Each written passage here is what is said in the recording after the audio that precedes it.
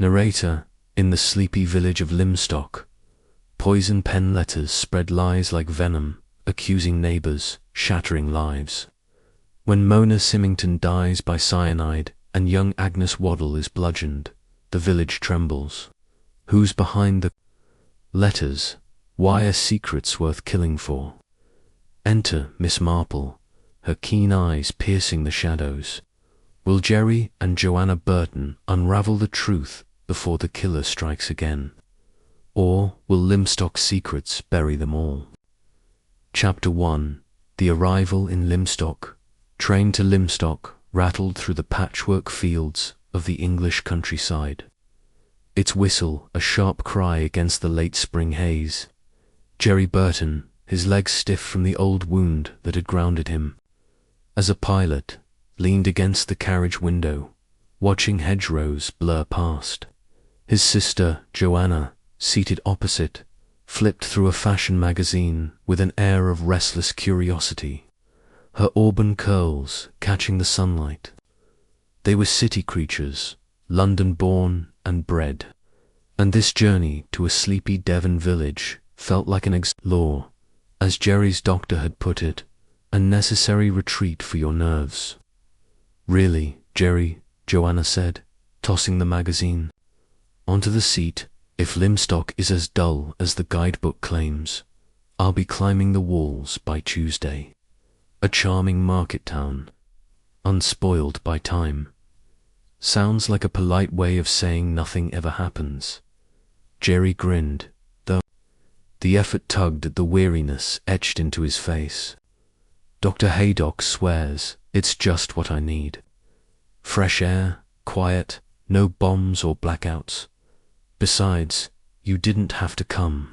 You could have stayed in London, dazzling your admirers, and missed the chance to play nursemaid to my war hero brother. Never. Joanna's tone was light, but her green eyes softened with concern. Anyway, I'm curious. A village full of gossips and tea parties might be amusing. Like stepping into one of those novels you pretend not to read. Jerry snorted, adjusting, the cane propped beside him.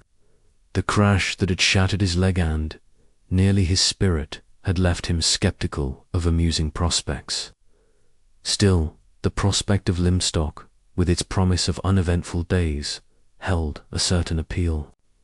He'd rented Little Furze, a modest house owned by a Miss Emily Barton, sight unseen, on the strength of a solicitor's letter describing it as cosy and well-appointed.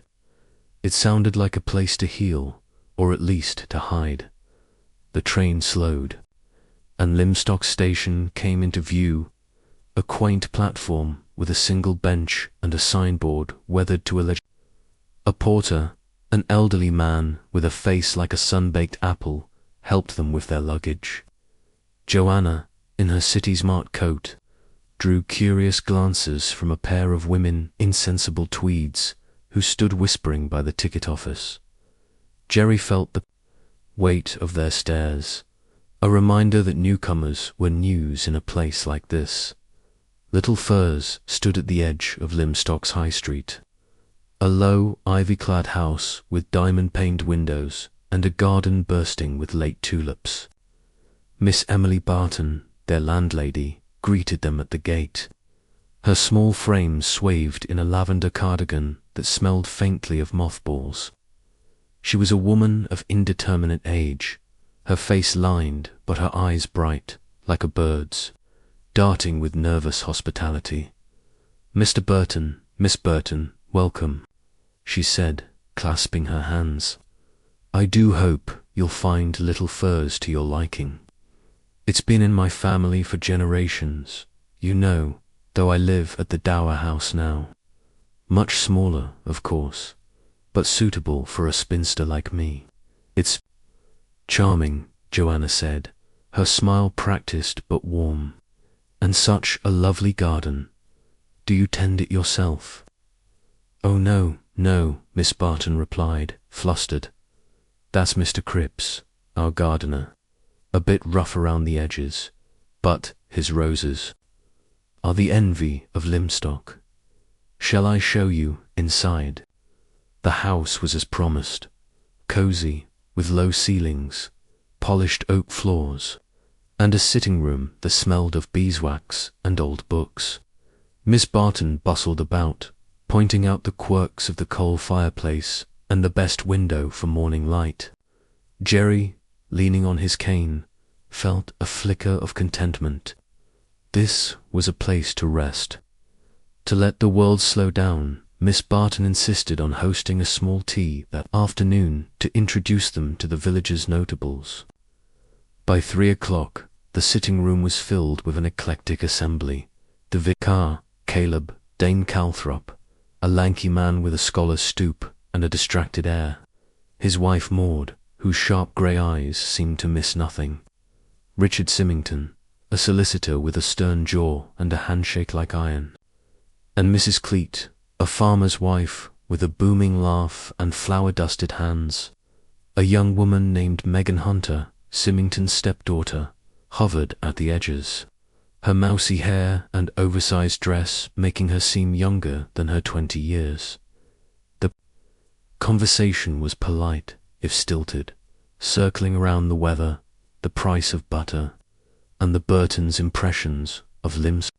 Joanna, ever the social chameleon, drew out stories of village life, the annual fete, the church's crumbling steeple, the rivalry between Mrs. Cleet's jams and those of a certain Miss Ginch, who hadn't attended due to a headache. Jerry, content to listen, noticed Megan's silence, her eyes fixed on her teacup as if it held secrets. It was Maud Dane Calthrop who shifted the mood. Leaning forward, her teacup balanced precisely, she said, "You'll find Lymstock peaceful, Mr. Burton, but not without its little dramas. We've had a bit of bother lately, haven't we, Richard?" Symington's face tightened. "Nothing worth troubling our guests about," he said, his voice clipped. "Idle nonsense, that's all." "Oh, come now," Mrs. Cleet interjected, her cheeks flushed from tea or excitement. "Those letters are more than nonsense. Vicious. They are. Poor Miss Ginch got one last week, and she's not been herself since." Jerry's interest sharpened. "Letters?" he asked, keeping his tone casual. Miss Barton's hands fluttered. "Oh, it's nothing, really, just silly notes. Anonymous, people making mischief." "Not so silly," Maud said, her voice low but firm. "They're cruel, accusing people of all sorts of things, affairs, theft, heaven knows what. All lies, of course, but lies can sting." Joanna's eyes gleamed with curiosity. "Anonymous letters, that's positively Gothic. Who do you think is sending them?" "No one worth mentioning," Symington said, standing abruptly. "I must be off. Work awaits. A pleasure to meet you both." He nodded curtly and left, Megan trailing behind him like a shadow. The tea party broke up soon after, with Miss Barton fussing over leftover scones and Mrs. Cleet promising to bring Joanna her prize-winning raspberry jam.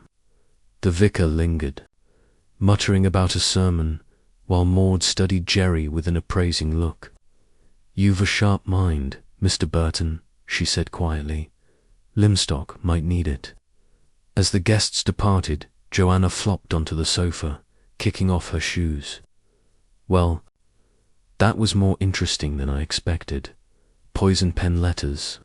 It's like something out of a play." Jerry, standing by the window, watched Symington's car disappear down the lane. "It's odd," he said. Symington was quick to dismiss it, but he looked rattled, and Meg and she barely said a word. "Shy, probably," Joanna said, stretching, or terrified of her stepfather. "Did you see how she jumped when he spoke? Anyway, I'm famished. Let's see what Mrs. Baker left us for supper." Mrs. Baker, the housekeeper Miss Barton had arranged, had left a cold chicken and a note about heating the soup. As they ate, Jerry's mind wandered to the letters. Who would write such things in a village like this? And why? It was a puzzle. And despite his fatigue, puzzles had always drawn him in. The next morning, Jerry took his cane and explored the high street, a narrow ribbon of shops and cottages bathed in spring light. The butcher, a ruddy man named Mr. Tuttle, greeted him with a nod, while the postmistress, Miss Winter, eyed him curiously over her spectacles. At the bakery, Jerry bought a loaf of bread and, on impulse, asked about the letters. Why, the baker's wife said, wiping flour from her hands. They're a blight, they are. My cousin got one, claiming she'd been pilfering from the church fund. Rubbish, of course, but it upset her something awful. Jerry nodded, storing the information away. Back at Little Furze, he found Joanna. In the garden, chatting with Mr. Cripps, the gardener, whose weathered face lit up as he described his roses.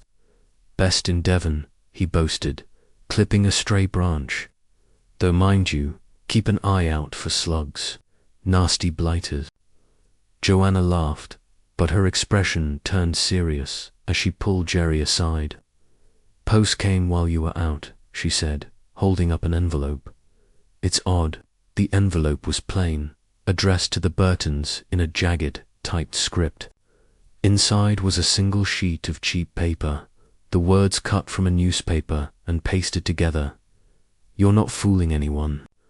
Siblings, my eye. Lovers, more like leave Limstock before the truth comes out. Jerry's stomach twisted. The accusation was absurd, but the malice in the words was palpable. Joanna, pale but defiant, crumpled the paper. What a beastly thing to say. Who does this? I don't know, Jerry said, his voice steady despite the anger simmering beneath. But I'm going to find out. They sat in the sitting room, the letter between them like a venomous snake. Joanna's bravado returned, her eyes flashing. This is our welcome to Limstock, is it? Well, I say we stay and give this letter writer a run for their money. Jerry nodded, a spark of his old resolve flickering to life. The village, with its charming facade, was hiding something ugly. He wasn't one for heroics anymore, not after the war, but a challenge like this small, sharp, and solvable felt like a lifeline. Let's start by talking to Maud Calthrop, he said. She seemed to know more than she let on. As the sun dipped below the hills, casting long shadows over Little Furze, Jerry felt a strange thrill. Limstock was no longer just a refuge. It was a battlefield, and he was ready to fight.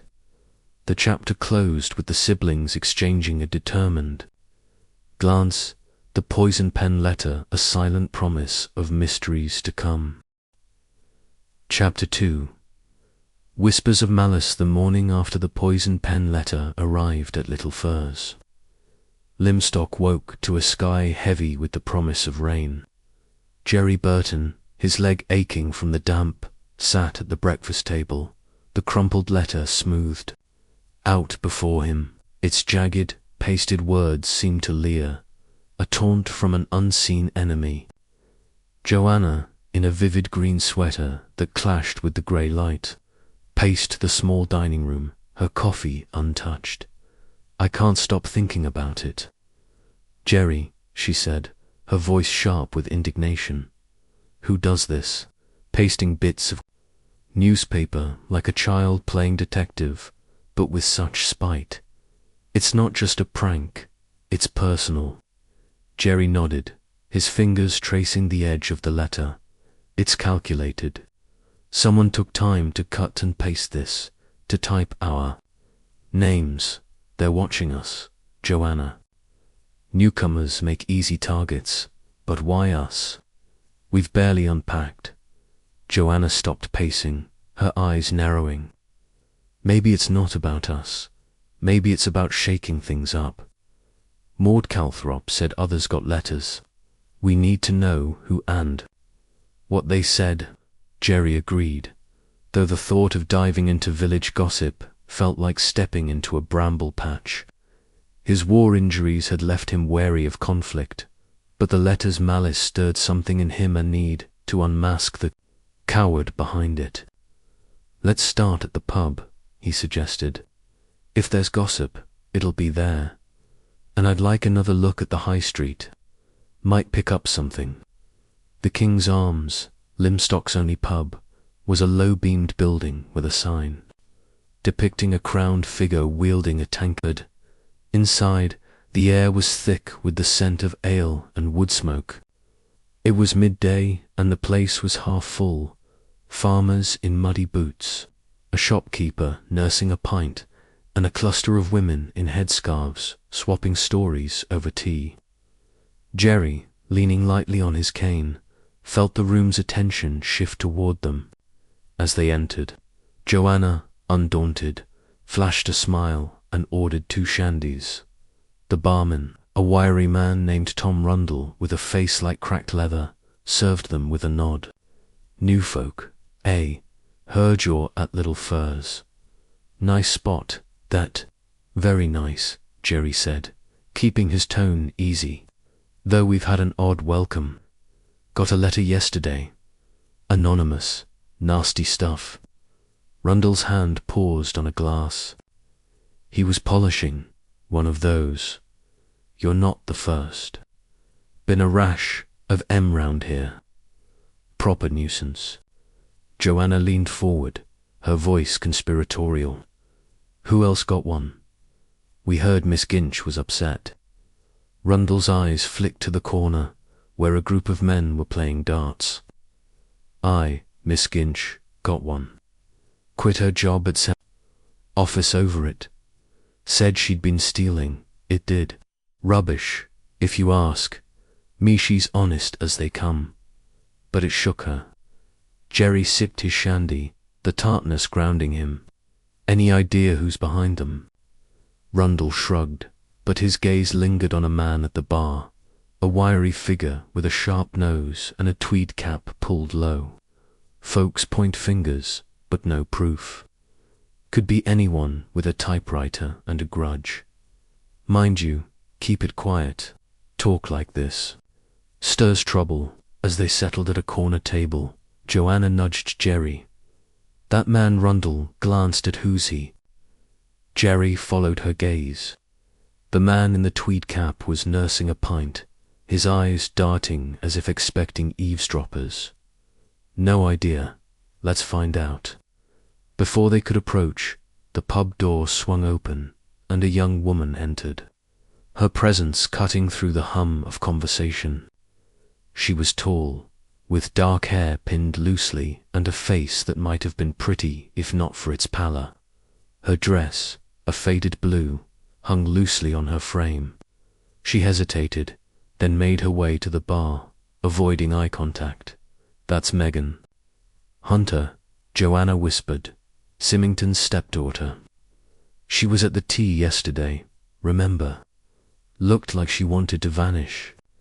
Jerry nodded, recalling Megan's silence at Little Furze. She'd seemed out of place among the villagers' chatter, her eyes fixed on her teacup.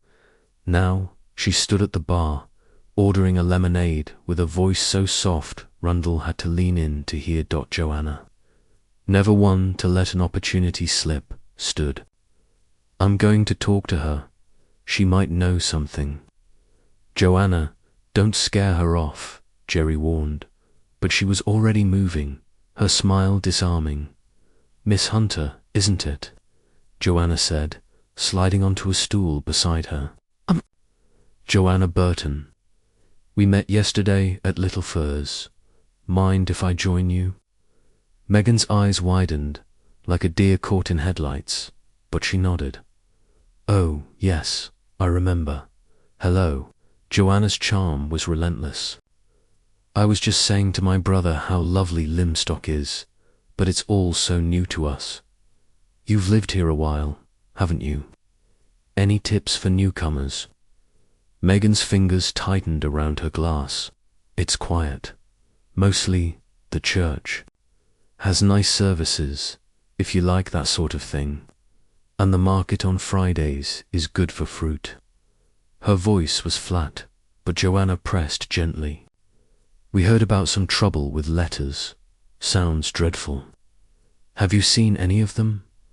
Megan's gaze dropped to the bar. Heard about them. People talk.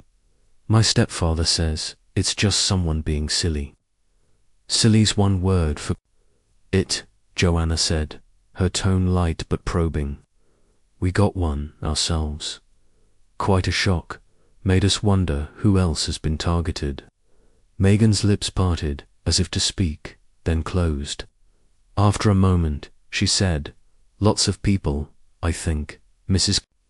Cleet, Mr. Pye, even Miss Barton, though she won't admit it. They're all lies, but they hurt. Joanna nodded, sensing Megan's discomfort. Must be hard, living in a place where everyone's whispering. You seem like someone who notices things, though. Any guesses about who's behind it? Megan's eyes flicked to the door, then back to Joanna. I don't know. I shouldn't say. I need to go. She slid off the stool, leaving her lemonade half-finished, and hurried out. Joanna returned to Jerry, her expression thoughtful. She knows something, but she's scared. Did you see how she glanced at the door? Like she was afraid of being overheard? Jerry frowned. Symington's influence, maybe. She's his stepdaughter, and he was quick to shut down talk of the letters yesterday. They finished their drinks, the pub's chatter a low hum around them. As they stepped outside, the rain had started, a fine drizzle that turned a high street slick and grey.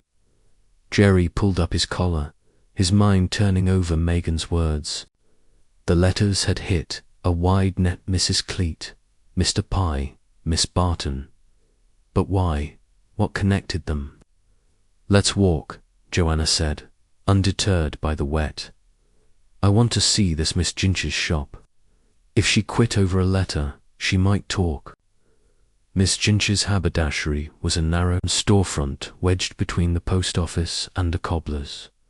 The window displayed ribbons, buttons, and bolts of fabric, but the sign read closed.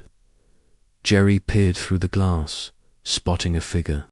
Moving inside, he knocked, and after a moment, the door cracked open. Miss Ginch was a thin woman in her 50s, her grey hair pulled into a severe bun. Her eyes, red-rimmed, narrowed at the sight of them. We're closed, she said sharply. What do you want? I'm Jerry Burton, and this is my sister, Joanna, Jerry said, keeping his voice gentle. We're new to Limstock, staying at Little Furs. We heard you've had some trouble with anonymous letters. We got one ourselves. Miss Jinch's face softened slightly, though suspicion lingered. You did you? Well, you're not alone. Come in, but don't expect me to gossip. Inside, the shop was a maze of shelves, the air heavy with the scent of starch and wool. Miss Ginch led them to a small counter, where a half-finished embroidery lay abandoned. I got one of those wretched letters last month, she said, her voice low. Said I'd been pilfering from Mr. Symington's accounts. Me, 30 years. I worked for him, and never a penny out of place. I couldn't stay after that, everyone whispering, staring. That's awful, Joanna said, her sympathy genuine. Did you see the letter? Was it like ours typed with cut-out words? Miss Ginch nodded. Typed envelope, pasted words inside. Looked like it came from a child's scrapbook, but the words, pure venom. I burned it, didn't want it, in my shop. Jerry's mind raced. The letters were consistent typed envelopes. Pasted words. Someone with access to a typewriter and old newspapers. Did you show it to anyone? The police, maybe. Miss Ginch snorted. Police. Constable Riggs wouldn't know a clue if it bit him. I told Mr. Symington, but he said to ignore it. Easy for him to say he didn't get one. Jerry exchanged a glance with Joanna. Symington hadn't mentioned receiving a letter, but his quick dismissal at the tea suggested he knew more than he let on. Thank you, Miss Ginch, Jerry said. We won't take more of your time. As they stepped back into the drizzle, Joanna's eyes sparkled with excitement. This is getting interesting. Symington's at the center of this, isn't he? His clerk gets a letter, his stepdaughter's jumpy, and he's acting like it's nothing. Maybe, Jerry said, his cane tapping the wet pavement. But we need more. Let's visit the post office. If these letters are being mailed, Miss Winter might have noticed something. The post office was a cramped room smelling of ink and sealing wax. Miss Winter, a stout woman with a perpetual frown, was sorting letters behind the counter. She eyed them warily as they approached. What can I do for you? She asked. Her voice clipped. We're the Burtons, from Little Furs, Joanna said, her smile bright. We're settling in, but we've had a bit of trouble. An anonymous letter came yesterday. Have you seen anything odd in the post lately?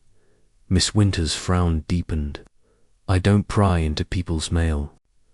But yes, there've been letters plain envelopes, typed addresses. I've seen a few go through. Can't say who's sending them. Could be anyone with a typewriter. Jerry leaned forward. Any pattern, same time of day, same postbox. Miss Winter hesitated, then shrugged. Mostly mornings, from the High Street box. That's all I'll say. I've got work to do. Outside, the rain had stopped, leaving the air fresh and sharp. Jerry felt a spark of purpose, the puzzle of the letters taking shape. Mornings, High Street box, he said. That's something. We could watch it, see who's posting. Joanna grinned. You're getting into this, aren't you? Good. I was afraid you'd mope all spring. Back at Little Furs, they found Mrs. Baker, the housekeeper, setting out a lunch of cold ham and pickles. As they ate, Jerry sketched a plan. We'll talk to Maud Calthrop tomorrow. She's sharp, and she hinted at knowing more. And I want to see Megan, again she's holding something back. Joanna nodded, spreading butter on her bread. And I'll keep an eye on that man from the pub. Rundle's glance meant something. This village is full of secrets, Jerry, and I'm dying to unravel them. As the afternoon faded into evening, Jerry stood by the window, watching the shadows lengthen across the garden. The poison pen letter lay on the table, its words a silent challenge. Limstock's charm was a mask, and beneath it lay a web of malice. He wasn't a detective, but he'd faced worse than a coward with a typewriter. The chapter closed with Jerry resolving to dig deeper. His determination a quiet fire, and the promise of answers just out of reach. Chapter 3. A tragic turn the rain that had threatened. Limstock all morning finally broke as Jerry Burton and his sister Joanna returned to Little Furs. Their shoes damp from the High Street's slick cobbles. The poison pen letter, now tucked into Jerry's pocket, felt heavier than its single sheet warranted. Its accusation ludicrous. Vicious had sparked a determination in him to uncover its source. But the village's polite surface was proving hard to crack. Joanna, ever the optimist, was already planning their next move over tea, when a sharp rap at the door interrupted her. Mrs. Baker, the housekeeper, bustled in, her round face pale beneath her flour-dusted apron. Mr. Burton, Miss Burton, there's terrible news, she said, her voice trembling. It's Mrs. Symington Mona. She's dead. Found this morning in her drawing room. They're saying she took her own life. Joanna's teacup froze halfway to her lips, dead. Mona Symington. But we met her just 2 days ago at the tea. Jerry's mind flashed to Mona Symington's quiet presence at their welcome gathering, her strained smile, her quick glances at her husband Richard. "What happened, Mrs. Baker?" he asked, leaning forward. "Who found her?" Mrs. Baker wrung her hands. "Elsie Holland, the governess, found her.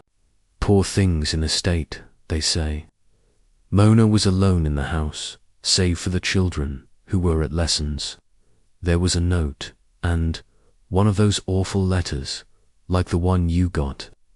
Jerry's pulse quickened. Another poison pen letter. What did it say?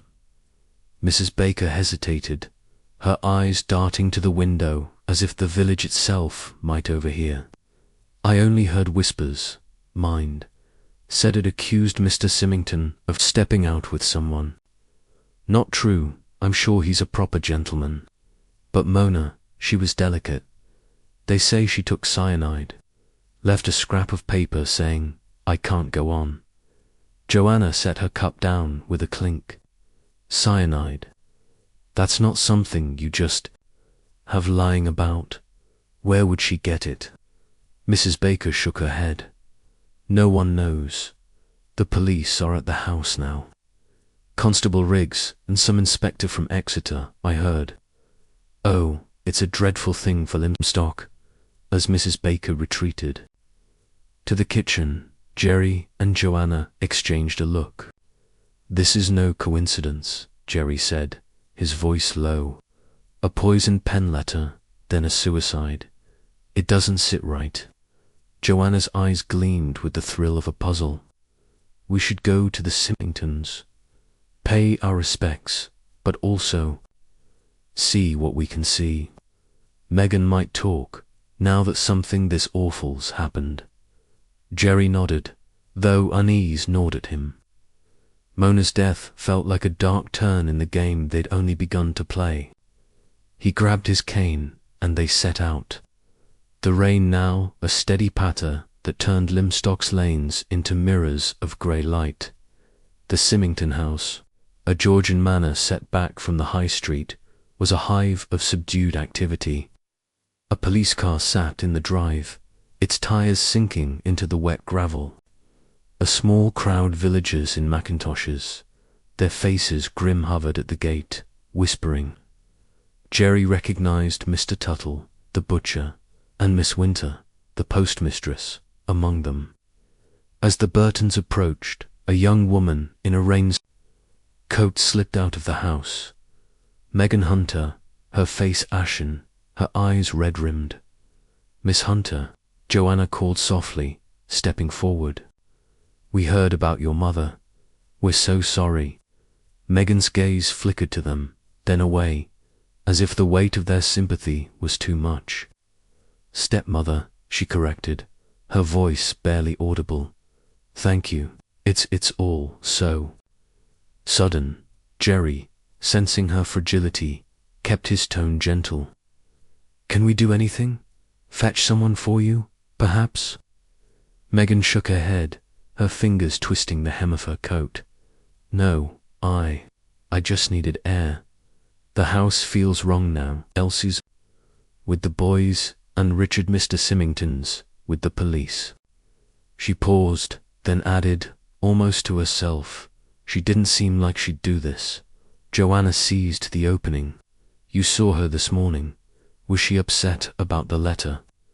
Megan's eyes widened, then narrowed. "How did you know about the letter?" "Word travels," Jerry said quickly. "Mrs. Baker mentioned it. Said it was like the others, nasty, accusing things." Megan nodded slowly. "It was by her body. I saw it before they took it away. It said awful things about Richard and someone else. I don't believe it, but Mona was so quiet lately, worried. I thought it was just her headaches." Jerry filed away her words. Mona had been worried before the letter arrived. Did she say anything about the other letters in the village? He asked. Megan hesitated, then shook her head. She didn't talk much. Not to me. I should go back inside. She turned abruptly, disappearing into the house. Joanna frowned. She's hiding something. Did you see how she clammed up? Jerry nodded, his gaze on the manor's windows, where shadows moved behind drawn curtains. Let's see if we can get inside. Paying respects is a good excuse. At the door, they were met by Elsie Holland, the Symingtons' governess, her blonde hair dishevelled, but her composure intact. Mr. and Miss Burton, she said, her voice steady despite her pale face. It's kind of you to come, but it's not a good time. We understand, Joanna said, her tone warm. We just wanted to offer our condolences. May we see Mr. Symington? Elsie hesitated, then led them into a dim hall that smelled of polish and grief. He's with the inspector, but I'll let him know you're here. Please, wait in the parlour. The parlour was a formal room, its heavy drapes blocking the rain's grey light. A portrait of Mona hung above the fireplace, her painted smile at odds with the day's tragedy. Jerry's eyes scanned the space, landing on a small writing desk in the corner.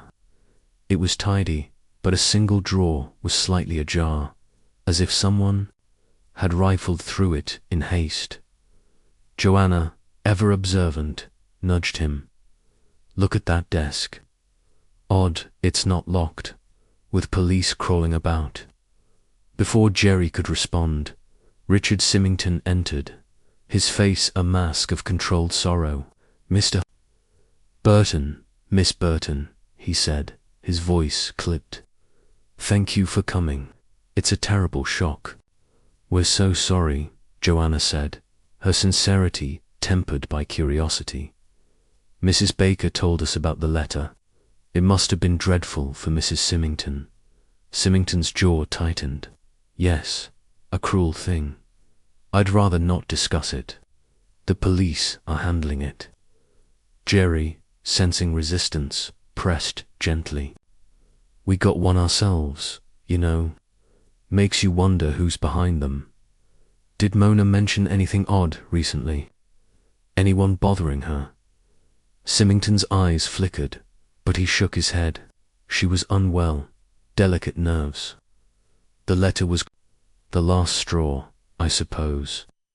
Excuse me, I must speak with the inspector. He left abruptly, leaving a chill in his wake. Joanna raised an eyebrow. He's hiding something too. Everyone in this house is on edge. Before they could speculate further, Inspector Graves, a stocky man with a bulldog's scowl, entered. You're the Burtons, eh? New to Limstock. Heard you got one of those letters. We did, Jerry said, meeting the inspector's gaze. Typed envelope, pasted words. Like the one Mrs. Symington received, I take it. Graves nodded, his eyes narrowing. I found it beside her, along with a note in her handwriting. I can't go on. Cyanide in a teacup, quick and clean. Coroner's leaning toward suicide, but I'm not so sure. Jerry's interest sharpened, not sure why. Graves hesitated, then shrugged. Just a feeling. The letter was vicious. Symington of an affair with a local woman. No proof, mind, but it hit her hard. And the note, it's too neat somehow. Torn at the edge, like it was ripped from something else. Joanna leaned forward. Torn. Could it have been part of a longer letter? Graves's eyes flicked to her, appraising. Maybe. We're looking into it. You too, keep your eyes open. Newcomers see things locals miss. As they left the manor, the rain had eased, leaving a mist that clung to the hedges. Jerry's mind churned. A torn note, a poisoned pen letter, cyanide. None of it added up to a simple suicide. That note bothers me, he said. If it was torn, what was the rest of it? And where did the cyanide come from? Joanna's eyes sparkled. Exactly, Mona wasn't a chemist. Someone got that cyanide to her, or she was given it, and too quick to shut down questions. They walked back to Little Furze, the village now hushed under the weight of tragedy. At the gate they met Mr. Pye, a fussy little man with a penchant for antiques, who was hurrying along with a parcel under his arm. "Dreadful business," he said, his voice high and excitable. "Poor Mona, those letters are a curse on limbs. I got one myself, claimed I'd been swindling at cards. Me, I never touch cards." Jerry seized the chance. "What did yours look like, Mr. Pye? Same as the others?" Pye's eyes gleamed with the thrill of gossip. "Oh yes, typed. Envelope words cut from a newspaper. I kept mine, though thought it might be evidence. You should see it, Mr. Burton. Quite a piece of work." "Could we?" Joanna asked, her smile coaxing. Pye hesitated, then nodded. "Come by tomorrow. I'm at the old rectory. But don't tell Symington I don't think he'd approve." Back at Little Furze, Jerry and Joanna sat by the fire, the day's events swirling around them. "This is bigger than we thought," Jerry said, his cane resting against his chair. "Mona's death, the letters, that torn notice, all connected. I'm not sure it's suicide." Joanna nodded, her face set. "We need to see Pye's letter. And I want to talk to Megan again. She's the key, I'm sure of it. She's in that house, seeing things we don't." As the fire crackled, Jerry felt a surge of purpose. The poison pen letters had drawn blood, and Limstock's secrets were unraveling. He wasn't a detective, but he'd seen enough of the world's darkness to know when something was wrong. The chapter closed with Jerry staring into the flames, his resolve hardening. Mona's death was no accident, and he was determined to prove it. Chapter 4. The Vicars called the morning after Mona Symington's death. Limstock lay under a shroud of mist, the air thick with the scent of wet earth and unspoken suspicions. Jerry Burton, his legs stiff from the damp, sat in the dining room of Little Furze, his coffee cooling as he mulled over the events at the Symington Manor. The poison pen letter accusing him and Joanna, Mona's supposed suicide. The torn note beside her body, it all pointed to something darker than village mischief.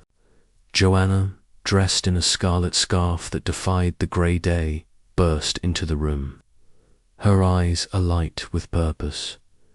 "Jerry, we've been invited to tea at the vicarage," she announced, waving a note scrawled in a bold, looping hand. "Maud Calthrop sent it round this morning. Says she wants to talk about recent events. I'll bet she knows more about these letters than she let on at our tea." Jerry nodded, his thoughts still on the torn note Inspector Graves had mentioned. Maud's sharp. If anyone's pieced together who's behind this, it's her. And I want to know what she meant by needing a sharp mind in Limstock.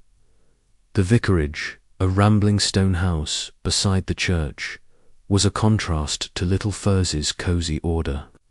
Its garden was a tangle of late spring blooms, and the front door stood ajar, as if inviting the villagers' secrets to spill inside. Maud Calthrop greeted them with a brisk nod, her grey eyes as piercing as ever. She wore a tweed skirt and a blouse that looked as if it had been chosen for utility, not fashion. The vicar, Caleb Dane Calthrop, hovered behind her, his lanky frame stooped as he muttered about a misplaced sermon. Come in, Maud said, ushering them into a sitting room cluttered with books and mismatched chairs. "You'll forgive the mess. Caleb's been cataloguing his theology tomes again. Tea's ready, and we've company." Two others were already seated, Owen Griffith, the village doctor, a wiry man with a quick smile and tired eyes, and his sister Amy, whose sharp features and sharper tongue gave her the air of a hawk among sparrows. Owen rose to shake Jerry's hand, his grip firm but distracted, while Amy eyed Joanna with a mix of curiosity and disdain. "So, you're the Londoners stirring up Lymstock," Amy said, her voice carrying a hint of a challenge. "Heard. You got one of those letters. Welcome to the club." Joanna smiled, unruffled. It was quite the welcome. "Have you had one too, Miss Griffith?" Amy's lips twitched. "Oh yes, accused me of flirting with the vicar, of all people. As if I'd waste my time on a man who thinks in Latin." She laughed, a brittle sound, but her eyes flicked to Maud, who remained impassive. Caleb roused from his thoughts, blinked at them. Terrible business, these letters. They sow discord, you know, like tears among the wheat. Matthew 13:25, I believe. Maud rolled her eyes fondly. "Sit down, Caleb, and let's not sermonize our guests. Mr. Burton, Miss Burton, you've heard about poor Mona, I take it." "We were at the house yesterday," Jerry said, settling into a chair, his cane propped beside him. "Inspector Graves mentioned a letter and a torn note. It's hard to believe it was just suicide." Maud's eyes sharpened. "Is it?" "Mona was fragile, but I never thought her the type to give in to despair. And cyanide, where would she get such a thing? It's not as if Lymstock shops stock poison." Owen Griffith stirred, his voice low. "Cyanide's not impossible to come by. Farmers use it for pests, and there's some in my surgery for chemical work, but it's locked up tight. I checked after the news, nothing missing." Jerry's interest peaked. Could someone have stolen it, or bought it elsewhere? Owen shrugged. "Possible, but unlikely. My supplies are accounted for, and the nearest chemist is in Exeter." They asked questions. Amy leaned forward, her eyes glinting. "Oh, let's not be coy. Everyone's thinking it's someone gave her that cyanide. Those letters are vile, but they're not worth dying over. Someone's playing a nasty game." Joanna's brows rose. "You think it was murder?" Amy smirked. "I think Lymstock's not as sleepy as it looks, and I think Mona knew something she shouldn't have. Why else would she be so quiet lately?" Maud poured tea with a steady hand, but her voice was firm. "Let's not jump to conclusions. Mona was troubled, yes, but we don't know why. The letter accused Richard of an affair, pure nonsense, I'd say, but it hurt her. And then there's Miss Emily Barton." Jerry leaned forward. "Miss Barton, our landlady. She got a letter to..." Maud nodded, setting down the teapot. "She won't admit it, mind you, to proper, but I saw her face when it arrived, white as a sheet. She burned. It, I expect, but it shook her. Said something about her reputation being tarnished." Joanna frowned. What could anyone accuse Miss Barton of? She's the picture of respectability.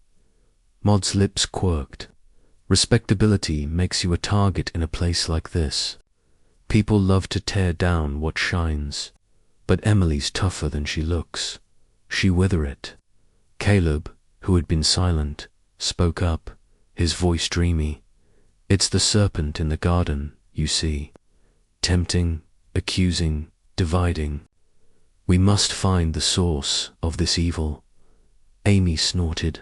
"Serpent or not, it's someone with a typewriter and too much time. I'd start with that old gossip, Mr. Pye. He's always poking into everyone's business." Owen shot his sister a warning look. "Amy, that's unfair. Pye's nosy, but he's harmless. Besides, he got a letter to..." Jerry filed away the information, his mind racing. The letters were spreading like a plague, hitting everyone from spinsters to solicitors. But Mona's death raised the stakes. "Mrs. Calthrop," he said, "you mentioned needing a sharp mind yesterday. Do you have a theory about who's behind this?" Maud's eyes met his, and for a moment he saw a flicker of calculation. "I have thoughts," she said carefully, "but no proof. These letters aren't just spite, they're clever. They know exactly where to strike. Whoever's writing them knows Lymstock's secrets, or thinks they do." Joanna leaned forward, her tea forgotten. "You think it's someone close? A neighbour, maybe?" Maud hesitated, then nodded. "Close enough to watch, to listen, but I'm no detective. I've sent for someone who is, though, an old friend, sharp as a tack. She'll be here soon." Jerry's curiosity flared. "A detective? From London?" Maud smiled enigmatically. "Not quite. You'll meet her soon enough. For now, keep your eyes open. You're outsiders, you see things we miss." The conversation shifted to lighter matters, village fates, the church roof fund, but Jerry's mind stayed on Maud's words. A detective coming to Lymstock? It felt like a lifeline in the fog of suspicion. As they finished their tea, Amy Griffith stood, brushing crumbs from her skirt. "Well, this has been diverting, but I've got letters to write, real ones, not the anonymous kind. Owen, are you coming?" Owen shook his head. "I'll stay a bit. Got a patient to check on nearby." Amy's eyes narrowed, but she left. Without comment, her heels clicking on the vicarage floor. Jerry watched her go, noting the tension between the siblings. Amy's sharpness was entertaining, but there was an edge to it that made him wary. As they prepared to leave, Maud pulled Jerry aside, her voice low.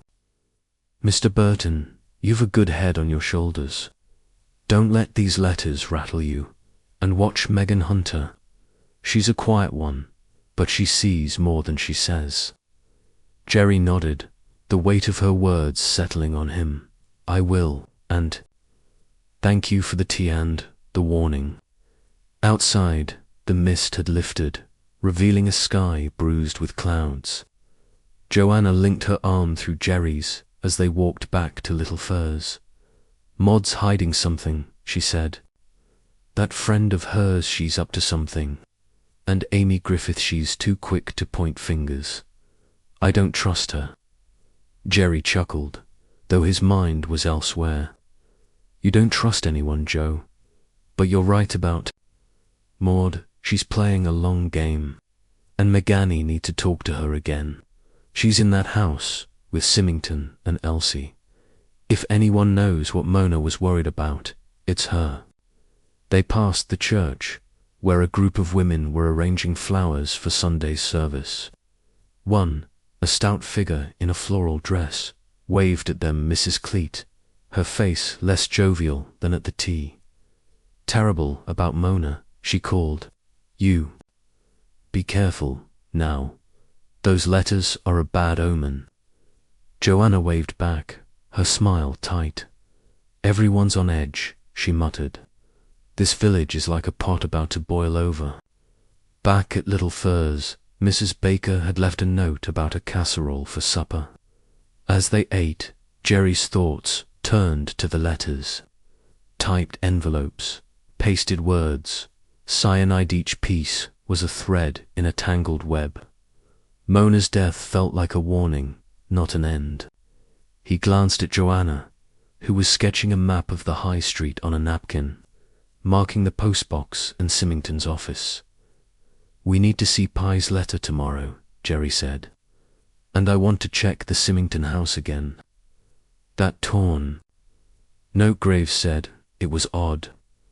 If it was part of something else, it might tell us what Mona knew." Joanna nodded, her pen pausing.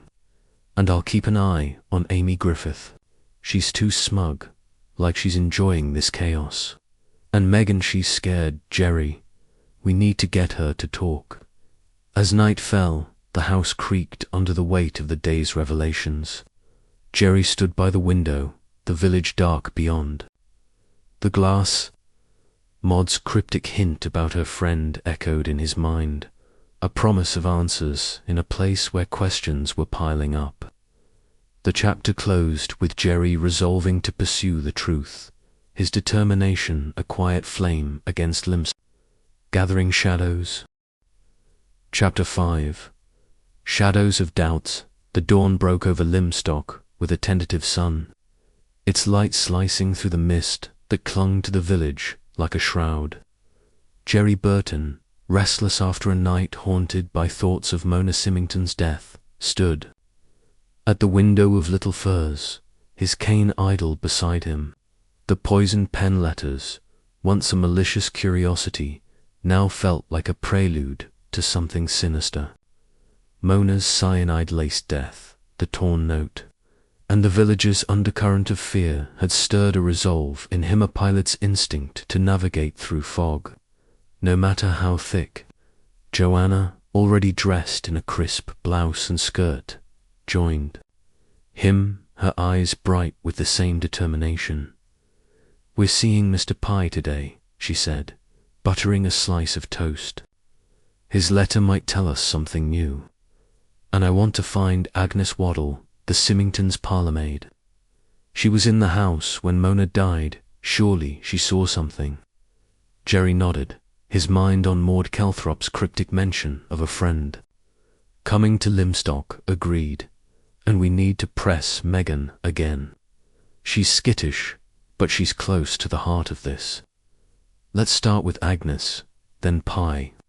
The high street was quiet as they set out, the cobblestones gleaming from last night's rain. The Symington manor loomed at the end of the lane, its windows dark, as if mourning its mistress. Jerry knocked, and after a moment, Elsie Holland, the governess, opened the door. Her blonde hair was neatly pinned, but her eyes were shadowed with fatigue. "Mr. Burton, Miss Burton," she said, her voice polite but strained. "This isn't a good time. The house is unsettled." "We won't stay long," Joanna said, her smile disarming. "We just wanted to see how Megan's holding up. And we'd like to speak with Agnes Waddle, if she's about." Elsie hesitated, then stepped aside. "Megan's in the garden.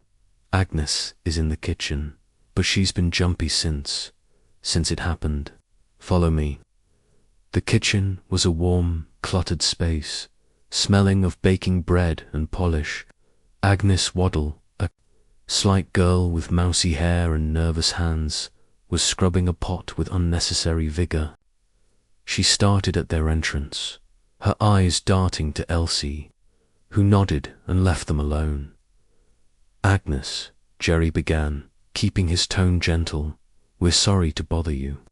We're trying to understand what happened to Mrs. Symington. You were here that morning, weren't you?" Agnes's hands stilled, her knuckles white on the pot. "Yes, sir," she said, her voice barely above a whisper. "I was in early to light the fires. Mrs. Symington was in the drawing room, alone. She seemed quiet, but not different, if you know what I mean." Joanna leaned against the counter, her voice soft. "Did you see the letter? The one they found with her?" Agnes shook her head, her eyes fixed on the sink. "No, miss. I didn't go in after Miss Holland found her, but I heard Mr. Symington shouting when he came home. He was angry and said the letter was lies, that someone was out to ruin him." Jerry's pulse quickened. Angry. Did he say who he thought sent it? Agnes's lips trembled. "No, sir, he told Miss Holland to keep the boys away, to burn the letter if she could, but the police took it." She paused, then added, "I shouldn't be talking. Mr. Symington doesn't like gossip." Joanna's smile was reassuring. "You're not gossiping, Agnes. You're helping." "Did Mrs. Symington seem upset before that day? About anything?" Agnes hesitated, then nodded. "She was off, miss, for weeks. Kept to her room, said her headaches were bad. Once, I heard her crying, but when I asked, she said it was nothing. I thought maybe she was poorly, but now—" Her voice trailed off, and she turned back to the pot, her shoulders hunched. Jerry exchanged a glance with Joanna. Mona's distress wasn't new, it predated the letter. "Thank you, Agnes," he said. "If you remember anything else, will you tell us? We're at Little Furs." Agnes nodded, but her eyes stayed down, as if afraid of what they might reveal. As they left the kitchen, Jerry felt a pang of unease. Agnes was nervous, but not just from grief. She was holding something back. In the garden, they found Megan Hunter sitting on a stone bench, a book unopened in her lap. Her faded dress was damp from the grass, and her eyes were distant, fixed on the rose bushes. "Miss Hunter," Joanna said, sitting beside her. "We spoke to Agnes.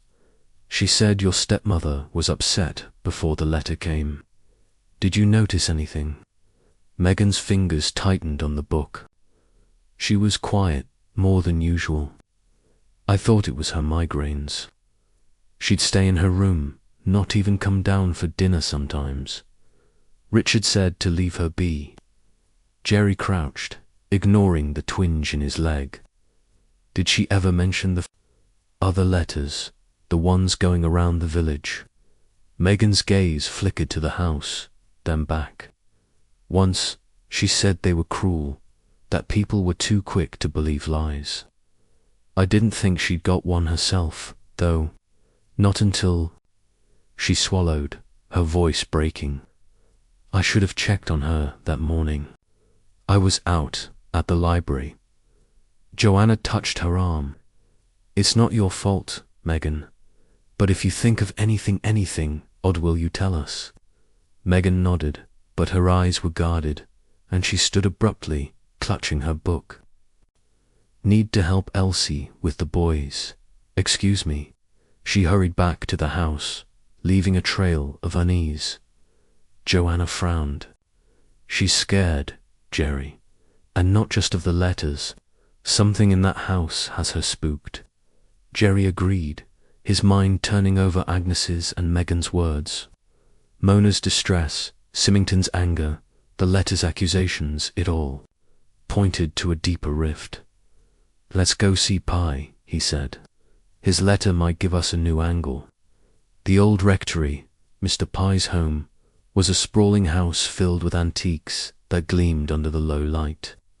Pye, a small man with a fussy manner and a penchant for velvet waistcoats, greeted them with a mix of delight and caution. "Mr. Burton, Miss Burton, come to see my treasures, have you? Or is it that wretched letter?" "The letter," Jerry said, following Pye into a parlour crowded with porcelain figurines and gilt-framed mirrors. "You said you kept it. May we see it?" Pye hesitated, then retrieved a locked box from a shelf. Inside was an envelope typed with Mr. Arthur Pye in bold letters.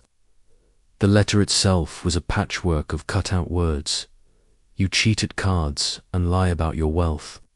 Everyone knows your antiques are fakes." Pye's face flushed as he handed it over. "Utter nonsense," he said. "I've never cheated in my life, and my collection is impeccable. But it's the principle of the things landering a gentleman's honour." Joanna studied the letter, her brow furrowed. "It's like ours typed envelope, pasted words. But the tone's different. Ours was personal, accusing us of being lovers. This is about your reputation, Mr. Pye. It's as if the writer knows what'll hurt most." Pye nodded, his eyes gleaming with indignation. "Exactly. It's targeted. I showed it to Constable Riggs, but he just muttered about pranks. Pranks. This is malice, pure and simple. Jerry examined the envelope, noting the smudged postmark. Posted locally, like the others. Did you see anyone suspicious around the postbox? Pye shook his head. I'm not one for loitering on the high street, but I'll tell you who's been acting, Audrichard Symington. Ever since Mo's death, he's been like a man possessed. Snapped at me yesterday when I offered condolences. Joanna's eyes lit up. Snapped. How? Said I was meddling, that I should mind my own business. Me, I was only being neighbourly. Pye sniffed, adjusting his waistcoat. If you ask. Me, he's got something to hide. As they left the old rectory, the sun was dipping low, casting long shadows across the village. Jerry's mind churned. Pye's letter confirmed the pattern-typed pasted, viciously personal, but behaviour was a new thread. Why was he so defensive? And why was Elsie Holland, the governess, untouched by the letters? They decided to attend a village meeting that evening, called by the vicar to discuss the church roof fund, but likely to be a hotbed of gossip about Mona's death. The church hall was packed, the air thick with the scent of damp wool and tea. Caleb Calthrop stood at the front, his sermon-like speech faltering as villagers whispered among themselves. Maud Calthrop sat near the back, her sharp eyes scanning the crowd. Amy Griffith was there, her laughter cutting through the murmurs, while Owen Griffith hovered nearby, looking preoccupied. Jerry and Joanna took seats near the door, where they could observe without drawing attention. Mr. Pye, resplendent in a new waistcoat, was holding court, his voice carrying tales of his letter's outrage. Mrs. Cleet, her face grim, muttered about the curse of the letters, but it was Symington, standing stiffly near the front, who drew Jerry's eye. His face was a mask, but his hands clenched and unclenched, betraying agitation, as Caleb droned on about roof tiles. A woman in a grey coat stood, her voice shrill. This isn't about the roof, it's about those letters. They drove Mona Symington to her grave, and we're all pretending it's nothing. Who's next? The room erupted in murmurs, accusations flying. It's that Miss Ginch, bitter. After quitting, one voice shouted, No, it's someone with a typewriter check, the post office. Another countered. Symington's face darkened, and he strode out, the door slamming behind him. Joanna nudged Jerry. There he goes again. He can't stand the talk. Maud Calthrop approached them as the meeting broke up, her expression unreadable. You saw that, I presume, she said. Richard's not himself, and this village is tearing itself apart. My friend arrives tomorrow, she'll have her work cut out. Jerry nodded, his resolve firming. We'll keep digging, Mrs. Calthrop. Agnes mentioned something. She's meeting me tomorrow to share a secret. Said it's about the day Mona died. Maud's eyes flickered with interest. Be careful, Mr. Burton. Secrets in Limstock have a way of turning dangerous. Back at Little Firs, the house was quiet, the fire casting shadows on the walls. Jerry and Joanna sat up late, piecing together the day's findings. Agnes's nervousness, Megan's fear, Pye's letter, Symington's anger, it all pointed to a village on edge, with Mona's death as the epicenter. Tomorrow's key, Jerry said, his voice steady. Agnes's secret might break this open. Joanna nodded, her eyes fierce, and I'll watch Amy Griffith. She's too gleeful about this mess. Someone's stirring the pot, Jerry, and I'm betting it's closer than we think. As the clock struck midnight, Jerry felt the weight of Limstock's secrets pressing in. The poison pen letters were no longer just words, they were a prelude to death.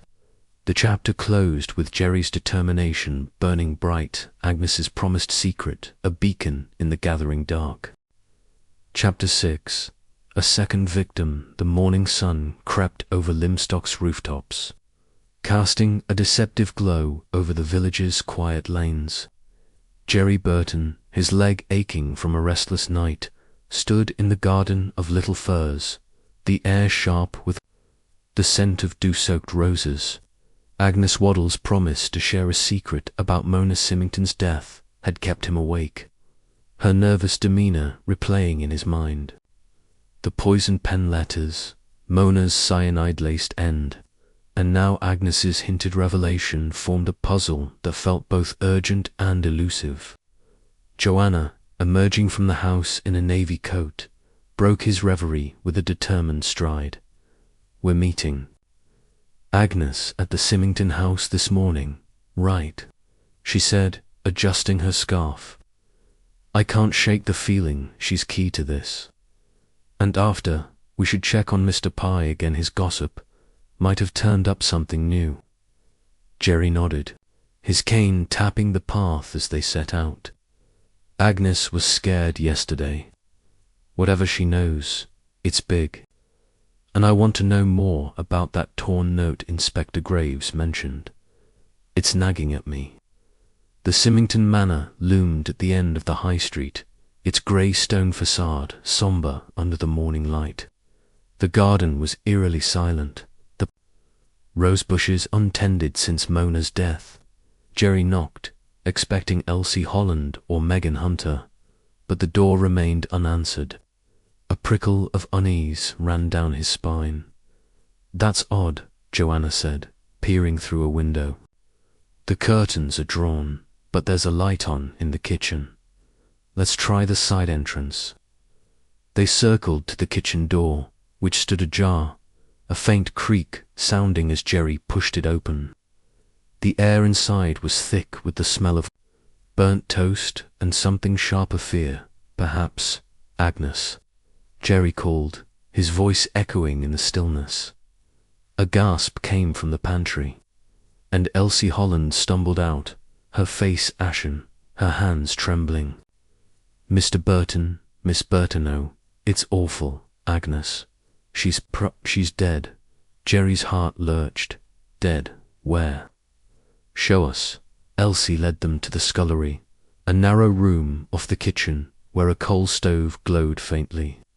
Agnes Waddle lay crumpled on the floor, her mousy hair matted with blood, a heavy iron skillet beside her.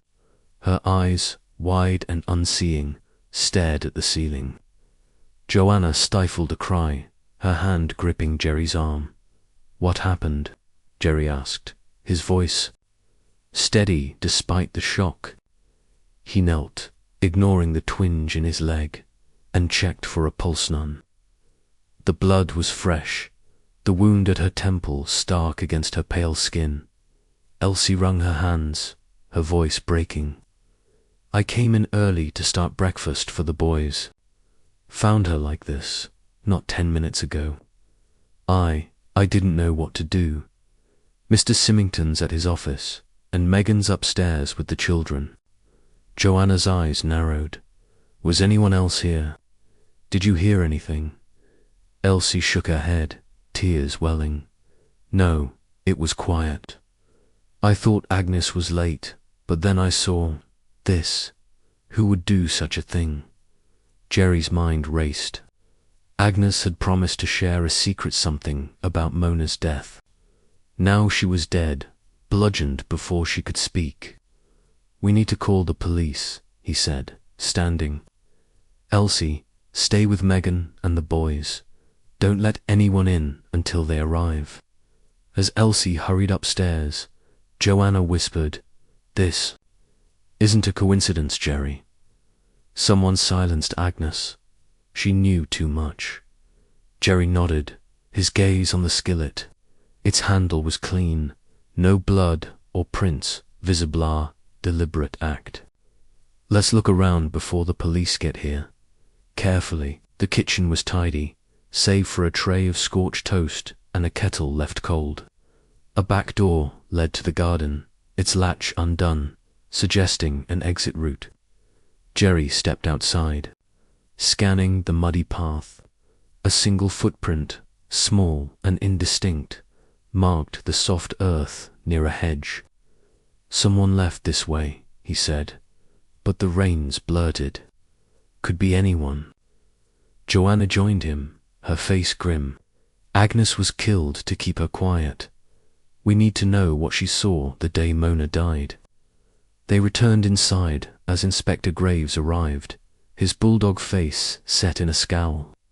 Constable Riggs trailed behind, looking queasy at the sight of Agnes's body. "Burton's," Graves said, nodding. "You're in the thick of it again. What's the story?" Jerry recounted finding Agnes, mentioning her promise to share a secret. Graves's eyes narrowed. "A secret, eh? Looks like someone didn't want." It told skillets, the weapon, no doubt. No prints, though wiped clean. Time of deaths, recent, maybe an hour ago. Joanna frowned. An hour ago, the house was empty. Where was everyone? Graves scribbled in his notebook. Symington left for his office at 7, per Miss Holland. Megan was with the boys, reading. Holland was out, fetching milk. Servants don't come till 9, except Waddle, who was early. Killer knew the routine. Jerry's pulse quickened. Knew the routine or was part of it. Agnes said she saw nothing odd the day Mona died. That's what she was going to tell me, nothing. Which means the absence is the clue. Graves raised an eyebrow. Nothing's a clue. Explain. Mona's death was staged to look like suicide, Jerry said, his voice low. The letter, the cyanide, the torn note, all too neat. Agnes didn't see anyone unusual because the killer was already in the house. Someone Mona trusted, Joanna's. Eyes widened. Symington or Elsie. Graves grunted. "Don't jump to murder yet. Could be a burglary gone wrong. But I'll grant you, it's fishy. Waddle's death ties to Symington's. Mark my words." He turned to Riggs. "Get the coroner and search the garden, might be tracks." As the police took over, Jerry and Joanna slipped out, the weight of Agnes's death pressing on them. The village was stirring now, news of the murder spreading like wildfire. At the post office, Miss Winter's frown deepened as she handed over their mail. "Heard about the Symington girl," she muttered. "Terrible. Those letters are a plague." Jerry seized the chance. "Miss Winter, you said the letters were posted from the High Street box, mornings. Any new ones lately?"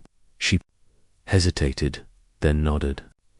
"One yesterday, addressed to Mrs. Cleet. Same type plain envelope, typed. I told the inspector, but he's got his hands full now." Back on the High Street, Joanna's face was set. Another letter, even after Mona's death. The killers. Not stopping. And Agnes, she must have seen something, even if she didn't realize it. Jerry agreed, his mind on the footprint in the garden. Small, vague, male or female. Let's see Mr. Pye. He's a gossip, but he notices things. Maybe he's heard something about Agnes. The old rectory was as cluttered as before, its air heavy with the scent of lavender and old wood. Mr. Pye, in a peacock blue waistcoat, greeted them with a mix of excitement and nerves. "Mr. Burton, Miss Burton, I heard about Agnes dreadful, bludgeoned in the Symington scullery. What's Limstock coming to?" "We're trying to find out," Jerry said, settling into a chair. "Agnes was going to tell me something about Mona's death. Now she's dead. Have you heard anything about her, or the letters?" Pye's eyes gleamed, his voice dropping to a conspiratorial whisper. "Oh, I've heard plenty. Agnes was a quiet one, but she had eyes. Word is, she was sweet on a lad from the farm, Tom Cripps, the gardener's son. They'd meet in the evenings, near the church. Maybe she told him something. Joanna leaned forward. Tom Cripps. Did he get a letter? Pye shrugged. Not that I know. But he's been scarce since Mona's death. And there's talk about Elsie Hollandsome say she's too close to Mr. Symington. No letter for her, mind you. Odd, isn't it? Jerry's interest sharpened. Elsie, untouched by the letters, was a glaring exception. Odd indeed. Mr. Pye, have you seen anyone near the High Street postbox early mornings? Pye tapped his chin. Now you mention it. I saw Amy Griffith there last week, posting a stack of letters. Said it was for the Women's Institute, but she was in a hurry. Didn't think much of it till now. Joanna's eyes met Jerry's. Amy, with her sharp tongue and quick laugh, was a name that kept surfacing. Thank you, Mr. Pye, Jerry said, standing. We'll let you know if we hear anything. As they left, the sky had clouded over, a chill settling over the village. Joanna's voice was low. Amy at the postbox, and Elsie without a letter. This is getting tangled, Jerry. He nodded, his cane tapping the path. We need to talk to Tom Cripps. If Agnes confided in him, he might know what got her killed. And I want to see Megan again. She's avoiding us. They headed to the churchyard, where Mr. Cripps, the gardener, was pruning a yew tree. His weathered face tightened at their approach. What's this about? He asked, his shears pausing. Heard you're poking into Agnes's death. We are, Jerry said, keeping his tone calm. We heard Agnes was close to your son, Tom. Did she tell him anything about the Symingtons? Cripps's eyes narrowed. Tom's a good lad, keeps to himself.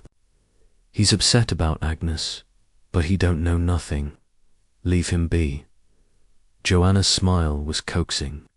We just want to help, Mr. Cripps. Agnes was going to tell us something. If Tom knows what it was, it could catch her killer. Cripps hesitated, then sighed. Tom's at the farm, mending fences. You can try him, but he's not much for talking. At the farm, a mile outside Limstock, Tom Cripps was a lanky youth with his father's weathered features and a guarded stare. He leaned on a fence post, his hands stained with dirt. What do you want? He asked, his voice gruff. We're sorry about Agnes, Jerry said. She was going to tell me something about Mrs. Symington's death. Did she mention anything to you? Tom's jaw tightened, his eyes flicking to the fields. She didn't say much, just that Mrs. Symington was scared weeks before she died. Said she heard her arguing with Mr. Symington once, about money or summit. Agnes didn't like to eavesdrop, but it stuck with her. Joanna's brows rose. An argument. Did Agnes see anything the day Mrs. Symington died? Tom shook his head. She said it was quiet. Too quiet, she said, like the house was holding its breath. That's all I know. He turned back to his work, his shoulders hunched. As they walked back to Little Furze, Joanna's voice was tense. Mona was scared, arguing with Symington, and Agnes noticed the house was too quiet. That's what she was going to tell you, nothing out of place, because the killer was already there. Jerry nodded, the pieces shifting in his mind. And now Agnes is dead, with a clean skillet and a footprint in the garden. Someone's covering their tracks. He paused, then added, Maud's friend arrives today. I'm betting she's the key to unraveling this. Back at the house, Mrs. Baker had left a note about a pie for supper. As they ate, the weight of Agnes's death settled over them. The poison pen letters had claimed another victim, not with cyanide, but with brute force. Joanna sketched a timeline on a napkin letters: Mona's death, Agnes's murder, her pen pausing as she looked at Jerry. We're close, Jerry. I can feel it. But we need to be careful. Whoever did this isn't playing games anymore. As night fell, Jerry stood by the window, the village dark and silent. Agnes's death was a warning, but it only steeled his resolve. The killer was in Limstock, hiding behind a mask of neighborly smiles. The chapter closed with Jerry's determination. Burning bright, Maud's mysterious friend, a beacon of hope in the gathering storm. Chapter 7. Miss Marple's arrival, the morning after Agnes Waddle's brutal murder. Limstock seemed to hold its breath, the village's usual hum muted under a sky heavy with unshed rain. Jerry Burton stood at the window of Little Furze, his cane idle as he watched the high street come to life. The poisoned pen letters, Mona Symington's supposed suicide. And now Agnes's bludgeoned body formed a grim constellation in his mind. Agnes's promise to share a secret, her observation of a too quiet house on the day Mona died had been silenced by a killer who left a clean skillet and a single blurred footprint. Jerry's war-honed instincts told him the truth was close, but it was slippery, like fog on the moors. Joanna, her auburn curls tamed under a wide-brimmed hat, joined him, her face set with determination. "We're meeting Maud Calthrop at the vicarage this morning," she said, adjusting her gloves. "Her friend arrived last night. I'm betting it's the detective she hinted at. And we need to talk to Megan again. She's avoiding us. But she's in that house, seeing things we can't." Jerry nodded, his thoughts on Maud's cryptic promise. If this friend is as sharp as Maud claims, she might see through the mess we're in. But we need to share what we know about Agnes, the footprint, and that torn note. Let's go. The vicarage was a beacon of warmth against the grey morning, its windows glowing with lamplight. Maud Calthrop greeted them at the door, her grey eyes sharp with anticipation. "You're just in time," she said, ushering them inside. "My friend's here, and she's eager to meet you." In the sitting room, a small, elderly woman sat by the fire, her white hair neatly pinned, her hands folded over a knitting bag. She wore a pale blue shawl and a tweed skirt, her appearance so unassuming that Jerry almost overlooked her. But her eyes bright, bird-like, and piercing caught his attention, sizing him up with a quiet intensity. This was no ordinary village. "Spinster, Mr. Burton, Miss Burton," Maud said, her voice warm. "This is Miss Jane Marple from St. Mary Mead. She's come to help us with our little problem." Miss Marple's smile was gentle, but her gaze was anything but. "A pleasure to meet you both," she said, her voice soft yet clear. "Maud has told me about the letters, and now this dreadful business with Mrs. Symington and poor Agnes Waddle. It's quite a tangle, isn't it?" Joanna, never one to mince words, leaned forward. "A tangle's putting it mildly, Miss Marple. We got a letter ourselves, nasty, accusing us of being lovers. Then Mona dies with cyanide, a letter beside her, and now Agnes is murdered before she can tell Jerry what she knew. It's no prank anymore." Miss Marple's needles clicked rhythmically, her eyes never leaving Joanna's face. "Indeed, and you've been asking questions, I hear. Tell me, Mr. Burton, what did Agnes say before she died?" Maud mentioned a secret. Jerry recounted their meeting with Agnes, her nervousness, and her cryptic remark about the house being too quiet on the day Mona died. "She was going to tell me more this morning," he said, his voice tight, "but someone got to her first, bludgeoned with a skillet, in the Symington kitchen. The police found a footprint outside, but it's blurred. Miss Marple nodded, her needles pausing. A quiet house, you say, interesting. In my experience, silence can be as telling as noise. And the footprint small, was it male or female? Jerry hesitated. Hard to say. The rain smeared it. Could be either. Curious, Miss Marple murmured, her eyes distant. And the letter found with Mrs. Symington pasted words, like the others, accusing her husband of an affair. Yes, Joanna said. Inspector Graves said it was vicious, and there was a torn note in Mona's handwriting.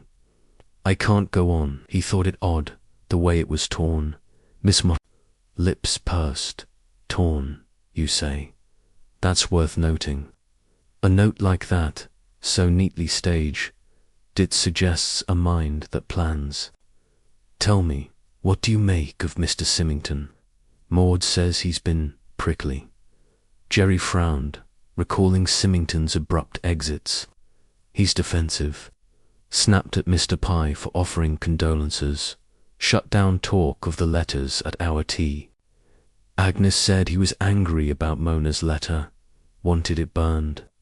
Joanna added, and Megan, his stepdaughter, is terrified. She's hinted Mona was upset for weeks before the letter came. I think Symington knows more than he's letting on.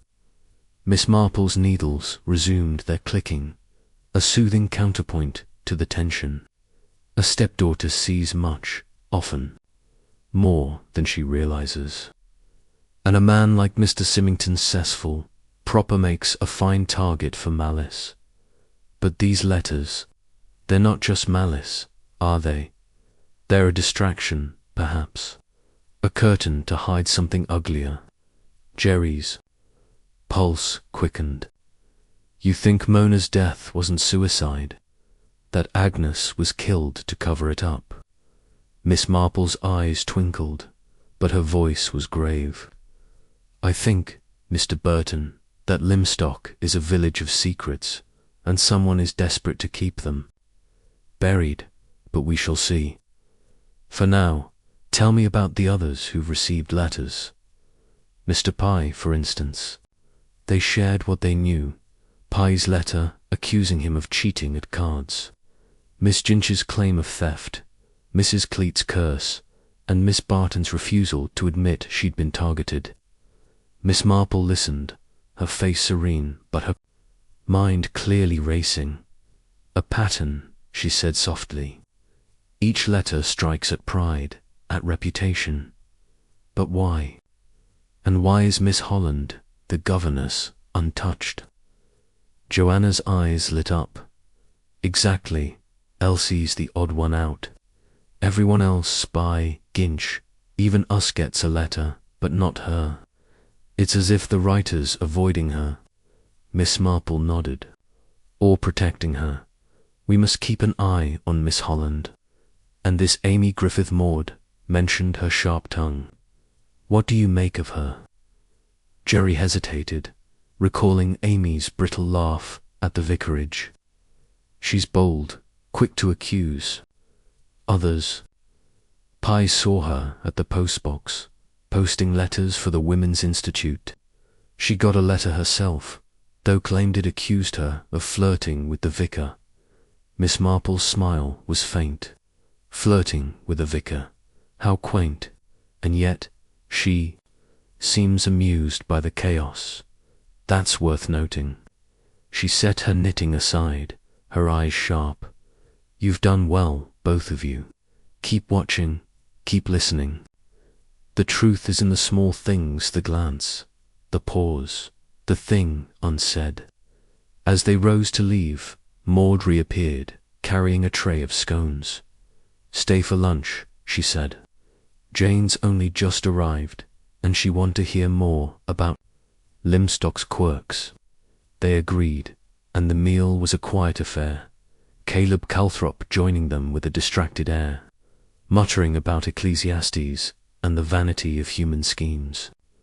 Miss Marple steered the conversation to village life, her questions deceptively simple.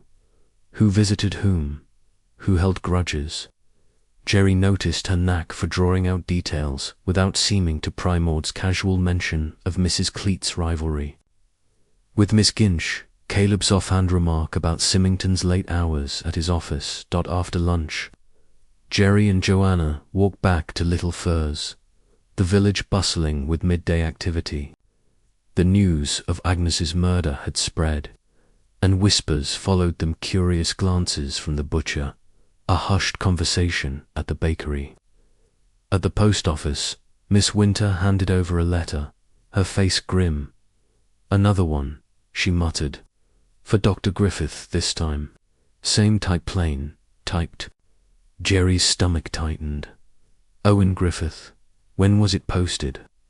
"Yesterday morning," Miss Winter said. "High Street box, as usual. I told the inspector." Outside, Joanna's voice was tense. "Another letter, right after death. The killer's not slowing down." Jerry nodded, his mind on Miss Marple's words. A distraction, she'd said. But from what? "Let's find Owen Griffith," he said. "If he's got a letter, he might talk." Dr. Griffith's surgery was a small building near the church, its waiting room empty save for a nurse sorting files. Owen emerged from his office, his face drawn, a crumpled envelope in his hand. "Burton's," he said, his voice weary. "Maud said you'd be digging into this mess. I suppose you've heard about my letter?" Joanna nodded. "Miss Winter told us. What did it say?" Owen hesitated, then handed it over. The envelope was plain, the address typed. Inside, pasted words formed a vicious accusation. "You poison your patients for profit. The village knows your secret." "It's absurd," Owen said, his voice tight. "I've never harmed a soul. But this, it's dangerous. After Agnes, I'm worried." Jerry studied the letter, its style identical to the others. "Did you see anyone near the postbox yesterday?" Owen shook his head. "I was at the surgery all morning, but Amy was out. She mentioned posting some letters. She's been on edge since her own came." Joanna's eyes narrowed. "Amy. Again, she's everywhere. The postbox, the village meeting. Is she always so involved?" Owen's smile was faint. "My sister thrives on drama, but she's harmless, just likes to stir things up." As they left the surgery, Jerry's thoughts churned. Amy's presence at the postbox, Elsie's immunity, Symington's defensiveness, it was a web, and Miss Marple's arrival felt like the first tug at its threads. "We need to see Megan," he said. "She's in that house with Symington and Elsie. If anyone knows what Agnes saw, it's her." They found Megan at the library, a small building stuffed with dusty tomes. She was shelving books, her movements mechanical, her face pale. "Miss Hunter," Jerry said, keeping his voice low, "we're sorry about Agnes. We know she was going to tell us something." "Did she ever mention anything to Ua about Mona or the house?" Megan's hands froze on a book, her eyes darting to the door. She said the house felt wrong that day. Empty, like something was waiting to happen. I didn't know what. She meant I was out, at the market. Her voice broke. "I should have stayed home." Joanna touched her arm. "You couldn't have known. But Megan, was there anything else? Anything about your stepfather or Elsie?" Megan's lips parted, then closed. "I can't. I shouldn't say. Richard's been kind to me. I don't want to cause trouble." She turned away, her shoulders hunched. Joanna frowned as they left. "She's terrified, Jerry. It's not just grief. She's protecting someone, or scared of them." Back at Little Furze, the evening was quiet, the fire casting shadows on the walls. Mrs. Baker had left a note about a stew, but Jerry's appetite was gone. Miss Marple's quiet presence had shifted the game. She saw patterns where he saw chaos. As they ate, Joanna sketched a list of names: Symington, Elsie, Amy, Megan, her pen pausing as she looked at Jerry. "Miss Marple's right," she said. "The letters are a curtain. But what's behind it? And why kill Agnes now?" Jerry nodded, his resolve hardening. Agnes saw nothing because the killer was already there, someone Mona trusted. Someone Agnes didn't suspect. "We need to find that footprints match, and we need Megan to talk." He paused, then added, "Miss Marple's our ace. She's already thinking 3 steps ahead." As night fell, the village was silent, the weight of 2 deaths pressing down. Jerry stood by the window, the darkness beyond a mirror of Limstock's secrets. Miss Marple's arrival was a spark in the gloom, and he felt a surge of hope. The chapter closed with Jerry's determination burning bright, the promise of answers closer than ever. Chapter 8. The Typewriter Sleuth. Morning sun pierced the lingering mist over Limstock, casting a fragile light on the village's quiet lanes. Jerry Burton, standing in the garden of Little Firs, felt the weight of the past days pressing on. Him Mona Symington's cyanide-laced death, Agnes Waddle's brutal murder, and the poison pen letters that seemed to weave them together. Miss Marple's arrival the previous day had brought a spark of clarity, her sharp eyes and cryptic hints suggesting a deeper game at play. Jerry's war-honed instincts, dulled by injury, were stirring, and he was determined to find the thread that tied the village's secrets to its tragedies. Joanna emerged from the house, her green scarf a defiant splash of colour against the grey. "Morning, we're off to the vicarage again, aren't we?" she said, her voice brisk. "Miss Marple's bound to have something up her sleeve, and I want to know more about Elsie Hollandwhite. Hasn't she got a letter when everyone else has?" Jerry nodded, his cane tapping the path as they set out. "Elsie's an anomaly, and that bothers me. And Amy Griffith, her name keeps coming up, posting letters, laughing off her own. We need to dig into that typewriter angle Miss Winter mentioned. If the envelopes are typed, there's a machine somewhere in Limbs." The vicarage was quieter today, the air heavy with the scent of old books and beeswax. Miss Marple sat by the window, her knitting a soft rhythm in the stillness, while Maud Calthrop poured tea with a distracted air.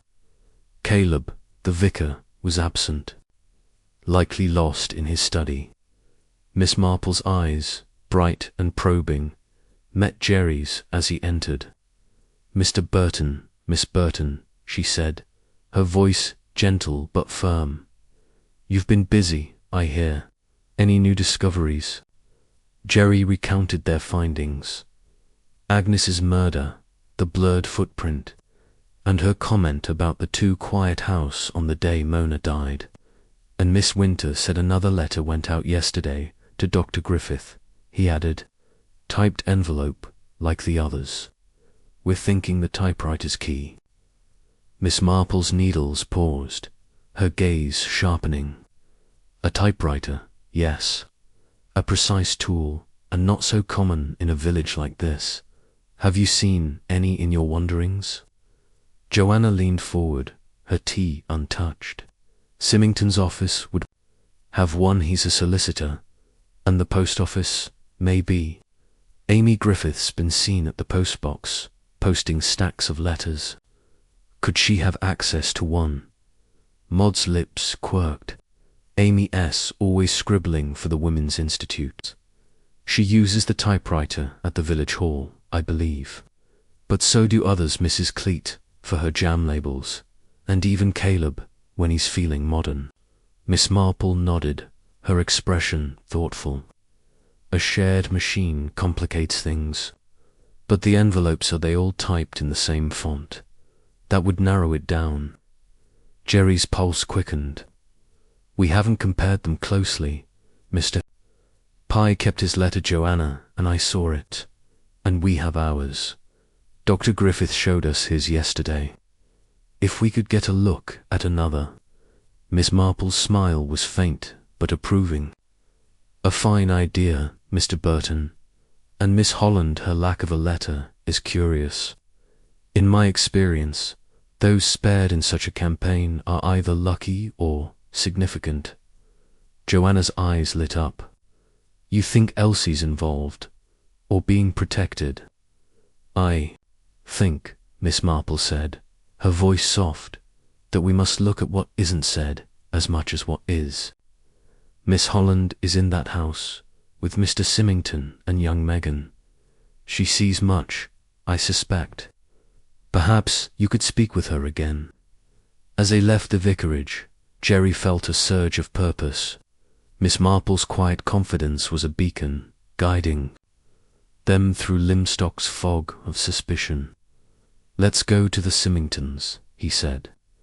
Elsie might talk, and I want to see if Megan's ready to open up. Then we'll check the village hall for that typewriter.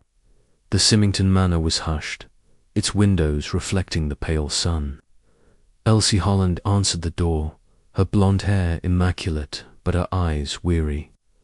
Mr. Burton, Miss Burton, she said, her voice polite but guarded. Mr. Symington's at his office, and Megan's with the boys. It's not a good time. We won't stay long, Joanna said, her smile coaxing. We just wanted to check on you. This must be dreadful, with Agnes gone. Elsie's composure faltered, her hands smoothing her apron. It's awful. The boys are upset, and Megan's been so quiet. I don't know how we're managing. Jerry seized the chance. Elsie, we've noticed something odd. Everyone in Lymstock seems to have gotten a poison pen, letter us, Mr. Pye, Dr. Griffith, even Miss Barton, but not you. Any idea why? Elsie's eyes widened, then dropped to the floor. I don't know. Maybe I'm just lucky. I try to keep to myself, do my job. Her voice was too quick, her fingers twisting the apron's hem. Joanna's tone was gentle but probing. You're in this house every day. Did you ever hear Mona or Agnes mention the letters? Or anything unusual? Elsie hesitated, then shook. Her head, Mona, was distant before she died. Agnes was nervous, always jumping at shadows. But I didn't hear anything specific. I should get back to the boys. She turned away, closing the door softly. Joanna frowned as they stepped back into the lane. She's hiding something, Jerry. Did you see her hands? Shaking like a leaf. Jerry nodded, his mind on Elsie's evasion. She's not telling us everything. Let's find Megan. Later she's our best bet. For now, the village hall. The village hall was a squat building near the church, its walls plastered with notices for fetes and knitting circles. Inside, the air was musty, the floorboards creaking underfoot. A single typewriter sat on a table in the corner, its keys worn but clean. A stack of Women's Institute flyers lay beside it, the ink-fresh dot. Joanna ran a finger over the typewriter's frame. This must be the one Amy uses, and Mrs. Cleet for her labels. Could anyone get to it? Jerry examined the machine, pressing a key. The E stuck slightly, leaving a faint smudge. It's not locked up. Anyone could sneak in, but we need a sample to compare. He typed a quick line, the quick fox jumps, and pocketed the paper. As they left, they nearly collided with Amy Griffith, her arms full of leaflets, her sharp features alight with purpose. Burton's, she exclaimed, her laugh brittle. Snooping about, are you? Looking for the poison pen's lair? Joanna smiled, unfazed. Just curious about the village hall. Heard you used the typewriter here for your institute work. Amy's eyes narrowed, but her smile held. Oh yes, it's a relic, but it does the job. Half the village uses it. Mrs. Cleet, the vicar. Even Miss Barton when she's feeling brave. Why the interest? Jerry kept his tone casual. The letters have typed envelopes. We're wondering where the machine might be. Amy's laugh was sharp. Well, don't look at me. I got one of those wretched things myself, remember? Accused me of mooning over Caleb. Ridiculous. She brushed past them, her leaflets. Fluttering, Joanna's eyes followed her. She's too quick to laugh it off, and she's always at the postbox. I don't trust her.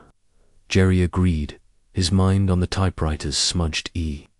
Let's compare this sample to our letter. And pies. If it matches, we've got a lead. Back at Little Furs, they spread out the evidence, their own letter. Pies and Owen Griffiths, borrowed from the doctor that morning. The envelopes were identical plain, with typed addresses. Jerry held the village hall sample against them, his breath catching. The E on all three matched, its slight misalignment unmistakable. Look at this, he said, pointing. Same machine. The village hall typewriter was used for the envelopes. Joanna's eyes widened. But that means anyone could have done to me, Mrs. Cleet, even Caleb, or someone sneaking in at night. Jerry nodded, his thoughts racing. It's a start, but we need more. Let's see. Megan, she might know if anyone in the house used a typewriter. They found Megan Hunter at the edge of the village, near a stream where willows dipped low. She was tossing pebbles into the water, her face pale and drawn. Miss Hunter, Jerry called, approaching slowly. We need to talk. About Agnes and your stepmother. Megan's hand froze mid-throw, her eyes wary. I told you, I don't know anything. I was out when Mona died, and Agnes, I didn't see anything. Joanna sat beside her, her voice gentle. Megan, we found something. The letters were typed on the village hall machine. Did Mona or Symington ever use it? Or Elsie? Megan's eyes flickered, then dropped. I don't know. Richard has a typewriter in his office, but I never saw Mona use it. Elsie types his letters sometimes, but she's careful. She wouldn't. Her voice trailed off, her fingers twisting a blade of grass. Jerry crouched, ignoring his leg's protest. Megan, Agnes, said the house was too quiet the day Mona died. You said Mona was scared before the letter came. Was there anything else? Arguments, visitors, anything odd? Megan hesitated, then spoke, her voice barely audible. Once, a few weeks ago, I heard Mona on the phone. She was upset, saying, "You can't keep doing this." I don't know who it was. She hung up when she saw me. Joanna's brows rose. Did you tell the police? Megan shook her head. Richard said not to bother them. He said it was probably nothing, just Mona's nerves. She stood abruptly, brushing off her skirt. I shouldn't be talking. I need to get back. As she hurried away, the voice was low. Mona on the phone, upset. That's new. And Symington telling her to keep quiet. He's looking guiltier by the minute. Jerry nodded, the typewriter clue burning in his mind. We need to tell Miss Marple. She'll know what to make of this. They returned to the vicarage, where Miss Marple was alone, her knitting a quiet counterpoint to the day's tension. Jerry showed her the typed sample, explaining the match with the letter envelopes. "The village hall typewriter," he said. "Anyone could use it, but Amy's name keeps coming up." Miss Marple's eyes gleamed. "A fine discovery, Mr. Burton. But consider this. The letters are typed. Yes, but the contents are pasted. That suggests two processes, perhaps two motives. The typewriter is a tool, but the mind behind it. That's what we must find." Joanna frowned. "You think there's more than one person involved?" Miss Marple's smile was enigmatic. "Think, Miss Burton, that Limstock's secrets run deep. And I wonder about Miss Holland. No letter, yet she's in the heart of it all. Watch her, and watch Miss Griffith. One of them may lead us to the truth." As they left, the sky was darkening, a storm brewing over the hills. Back at Little Furze, Jerry and Joanna sat by the fire, the typewriter sample beside their letter. Mrs. Baker had left a note about a roast, but their thoughts were elsewhere. "Miss Marple's onto something," Jerry said. "The letters are a distraction, but from what? And Elsie, why spare her?" Joanna nodded, her pen sketching a web of names. Symington, Elsie, Amy, Megan, were close. Jerry, the typewriters. A crack in the facade. "Tomorrow we watch Elsie and Amy. And Megan, she's our key, if we can get her to trust us." As night fell, the village was silent, the storm's first drops pattering against the windows. Jerry stood by the fire, the typewriter's smudged EA beacon in his mind. Miss Marple's presence was a quiet force, guiding them toward the truth. The chapter closed with Jerry's resolve burning bright, the killer's mask slipping, and the promise of answers just within reach. Chapter 9. A Journey to London, the morning after discovering the typewriter clue. Limstock lay under a sky bruised with clouds, the air sharp with the promise of rain. Jerry Burton stood in the sitting room of Little Furze, the village hall typewriters, smudged E still vivid in his mind. The poison pen letters, Mona Symington's cyanide-laced death, and Agnes Waddle's brutal murder were threads in a tightening web, and Miss Marple's quiet insight that the letters were a distraction shifted Jerry's perspective. Someone in Limstock was orchestrating chaos, and the absence of a letter for Elsie Holland, the governess, was a glaring anomaly. Joanna, sipping tea at the breakfast table, was sketching a list of suspects, her pen pausing over Amy Griffith's name. "We need to shake things up," Joanna said, her eyes bright with determination. "Elsie's hiding something, and Amy's too smug. But Megan, she's the key. She's in that house, seeing things we can't. If we get her away from Symington, she might talk." Jerry nodded, his cane resting against his chair. "Agreed. And Miss Marple's right. Elsie's lack of a letter is significant. I'm thinking we take Megan somewhere neutral, away from Limstock's whispers. She mentioned a doctor's appointment in London tomorrow. I could offer to drive Herg, further a change of scene, build some trust." Joanna's brows rose. "London? That's bold. But it could work. She's crumbling under the pressure here. And you could snoop a bitsy if she drops any hints about Mona or Agnes." The plan took shape over breakfast, and by mid-morning, Jerry was at the Symington Manor, knocking on the heavy oak door. Megan answered, her mousy hair pulled back, her eyes shadowed with exhaustion.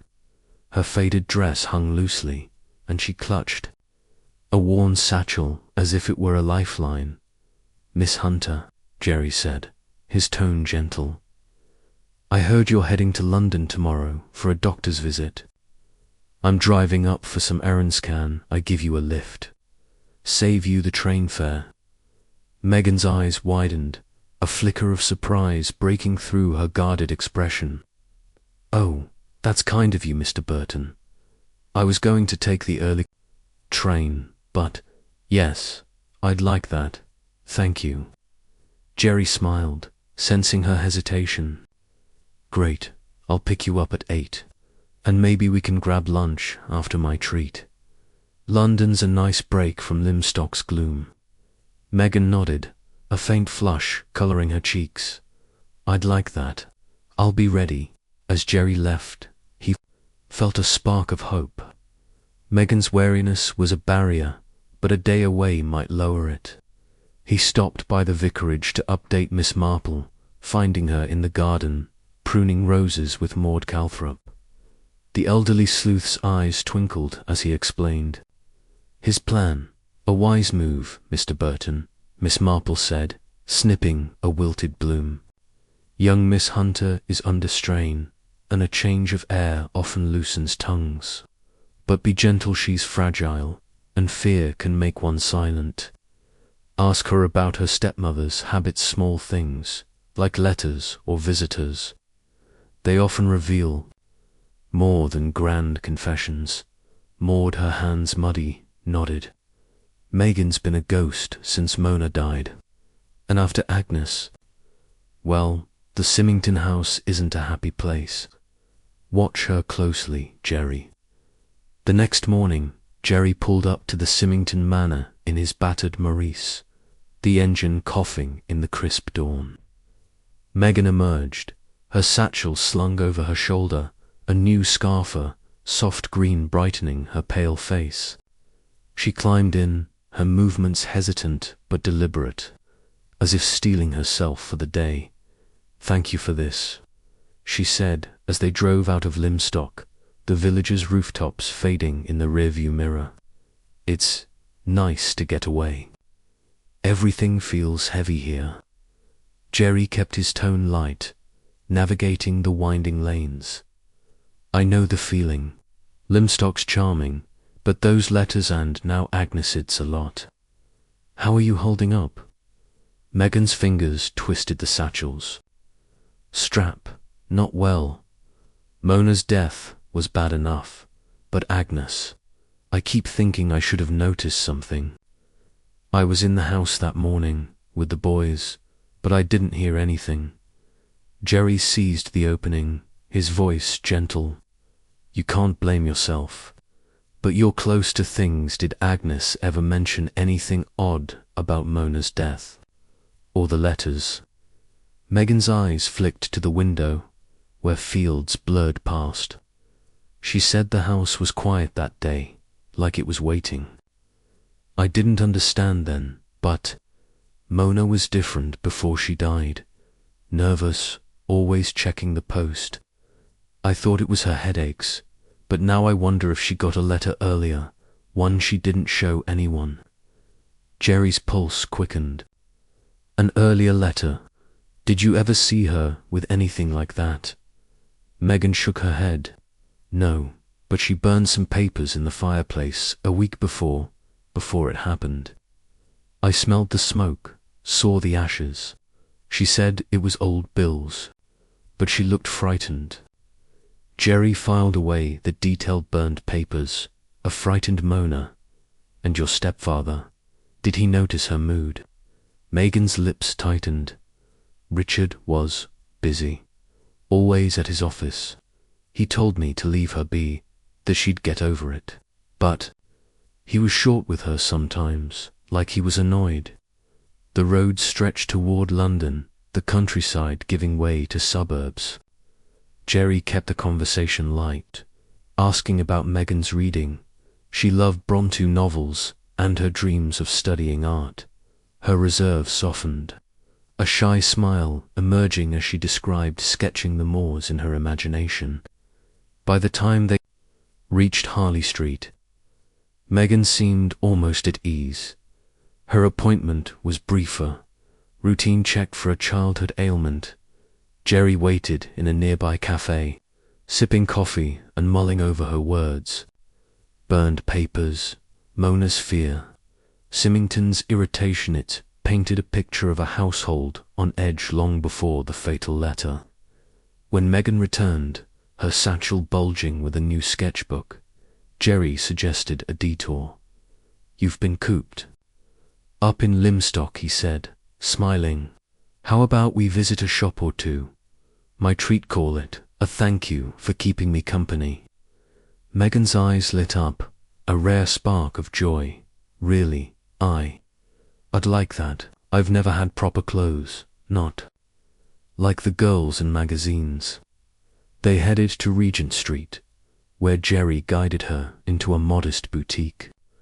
The shop was a whirl of color silks, cottons, and tweeds displayed under soft lights. Megan hesitated, overwhelmed, but a kind shop girl helped her choose a navy dress and a matching hat, simple but elegant. As she tried them on, Jerry saw a transformation. Her shoulders straightened, her eyes brighter. The cost was modest, but to Megan it was a luxury. "You look splendid," Jerry said as she emerged, twirling shyly. "Limstock won't know what hit it." Megan blushed, clutching the parcel. "Thank you, Mr. Burton. It's more than I expected." Over lunch at a cozy tea room, Jerry steered the conversation back to Limstock, careful not to push too hard. "Megan, you mentioned Mona burning papers. Did she ever talk about anyone outside the family? Friends, visitors, anyone who might have upset her?" Megan's fork paused, her eyes distant. "There was a phone call a few weeks ago. I told you about it. She was upset, saying, 'You can't keep doing this.' But there was something else. I overheard her talking to Richard once, late at night. She said, 'It's not just the money, it's what they know.' I didn't hear more. He shut the door." Jerry's heart raced. Money and what they know. Did she say who they were? Megan shook her head, her voice low. "No, I thought it was about his work solicitor things." But she sounded scared, like she was trapped. The tea room's chatter faded as Jerry processed her words. Money, secrets, fear. Mona's death was no impulsive act. "Megan, this is important. Did Agnes ever hear those conversations?" Megan nodded slowly. "Once, she said she heard Mona crying in her room, saying, 'It's too much.' Agnes wanted to tell someone, but Richard said to keep quiet. She was afraid of him, I think." Jerry leaned back, the pieces shifting. Agnes's murder, Mona's fear, the typewriter clue. It was a puzzle with a deadly edge. "You've been a big help, Megan. If you remember anything else, will you tell me or Miss Marple? She's staying at the vicarage." Megan's eyes widened. "Miss Marple, she's different, isn't she? Like she sees everything." Jerry smiled. "She does, and she'll help us figure this out." The drive back to Limstock was quiet. Megan clutching her new dress, her face softer but still guarded. As they neared the village, Jerry spotted Miss Marple walking along the lane, her blue shawl bright against the dusk. He pulled over, and Megan, after a shy thank you, hurried toward the manor. "Mr. Burton," Miss Marple said, her eyes twinkling as she approached. "A productive day, I trust." Jerry recounted their trip, sharing Megan's revelations about Mona's burned papers, the phone call, and the overheard argument about money and secrets. Miss Marple listened, her expression serene but her mind clearly racing. "Most interesting," she said, her voice soft. "Burned papers suggest something to hide. And what they know that's significant. Mrs. Symington was under pressure, perhaps from more than one source." Jerry frowned. "You think someone was blackmailing her?" Miss Marple's smile was faint. "I think, Mr. Burton, that Limstock secrets are layered. The letters are a surface ripple, but beneath lies something deeper. Miss Hunter's information is valuable. Keep her trust. And Miss Holland, Have you noticed her manner? Jerry nodded. She's evasive, and still no letter. It's as if she's being shielded. Or shielding someone, Miss Marple said, her eyes sharp. Keep watching her. And Miss Griffith, she's a bold one, isn't she? Her laughter hides something, I suspect. As Miss Marple walked back to the vicarage, Jerry drove to Little Furze, his mind churning. Megan's new confidence was a small victory, but her words had opened a new dormanosphere, the burned papers, the hint of blackmail. Back at the house, Joanna was waiting, her sketchbook filled with notes. Well, she demanded, her eyes eager. Did Megan talk? Jerry shared the day's findings, and Joanna's pen flew across the page, adding burned papers and money to her web of clues. This changes everything, she said. Mona was scared before the letter, and Agnes knew something enough to get her killed. We need to check Symington's office. If he's got a typewriter, we can compare it to the village halls. Jerry agreed, his resolve hardening. Tomorrow, we'll visit Symington's office, and we'll keep an eye on Elsie and Amy. Miss Marple's write the letters are a curtain, and we're close to pulling it back. As night fell, the village was silent, the air heavy with the coming storm. Jerry stood by the window, the memory of Megan's shy smile mingling with the weight of her words. Miss Marple's presence was a quiet anchor, guiding them toward the truth. The chapter closed with Jerry's determination burning bright, the promise of answers shimmering just beyond the horizon. Chapter 10. The dream revelation. The dawn over Limstock was a fragile thing, its pale light filtering through a veil of clouds that promised rain by noon. Jerry Burton woke in Little Furze with a start, his heart racing from a dream that clung to him like damp fog. In it, he'd been in a shadowed room, watching words spill from a book, their edges jagged as if cut by scissors. The image lingered, unsettlingly vivid, as he dressed, his cane a steady companion against the ache in his leg. The poison pen letters, Mona Symington's cyanide death, Agnes Waddle's murder, and now Megan Hunter's revelations about burned papers and hushed arguments wove a tapestry of menace. Miss Marple's insight that the letters were a distraction had sharpened his focus, and the typewriter clue from the village hall was a tangible lead. Yet something elusive nagged at him, and the dream felt like a key. Joanna was already in the dining room, her auburn curls catching the morning light as she pored over her sketchbook, its pages a web of names and clues. "You look like you've seen a ghost," she said, pushing a cup of coffee toward him. "Bad night," Jerry sat, rubbing his temple. "Bad dream.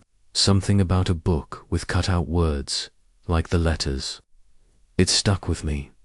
Probably nothing, but it feels important." Joanna's pen paused, her green eyes narrowing.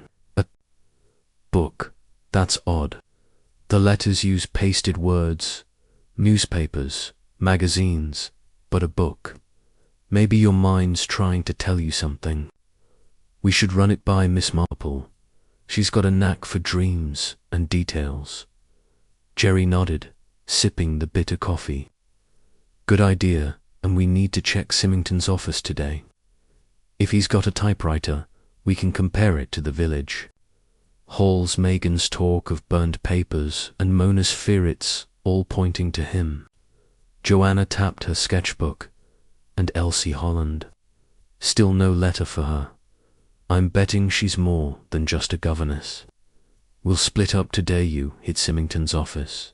I'll shadow Elsie, maybe catch her off guard." After breakfast, Jerry set out for the high street, the village stirring under the gathering clouds. Symington's office was a narrow building beside the bank, its brass plaque gleaming despite the gloom. Inside, The air was heavy with the scent of ink and leather-bound ledgers. A young clerk, pale and nervous, greeted him.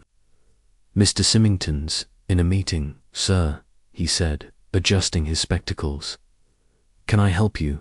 Jerry leaned on his cane, keeping his tone casual. "Just paying a call. I'm Jerry Burton, staying at Little Furs. Mind if I wait? I'm curious about the office due. You use a typewriter for your work?" The clerk nodded, pointing to a sturdy machine on a side desk. "Oh, yes, sir. Mr. Symington's particular about his correspondence. That's our imperial good for contracts and such." Jerry's pulse quickened. "May I see it? I'm thinking of getting one myself." The clerk hesitated, then shrugged. "No harm, I suppose." He led Jerry to the typewriter, its keys worn but clean. Jerry typed a quick line, "Test for truth," noting the crisp alignment of the letters. The E was flawless, unlike the village hall's smudged version. This wasn't the machine used for the letter envelopes. "Nice machine, Jerry," said, pocketing the sample. "Does anyone else use it? Miss Holland, perhaps?" The clerk shook his head.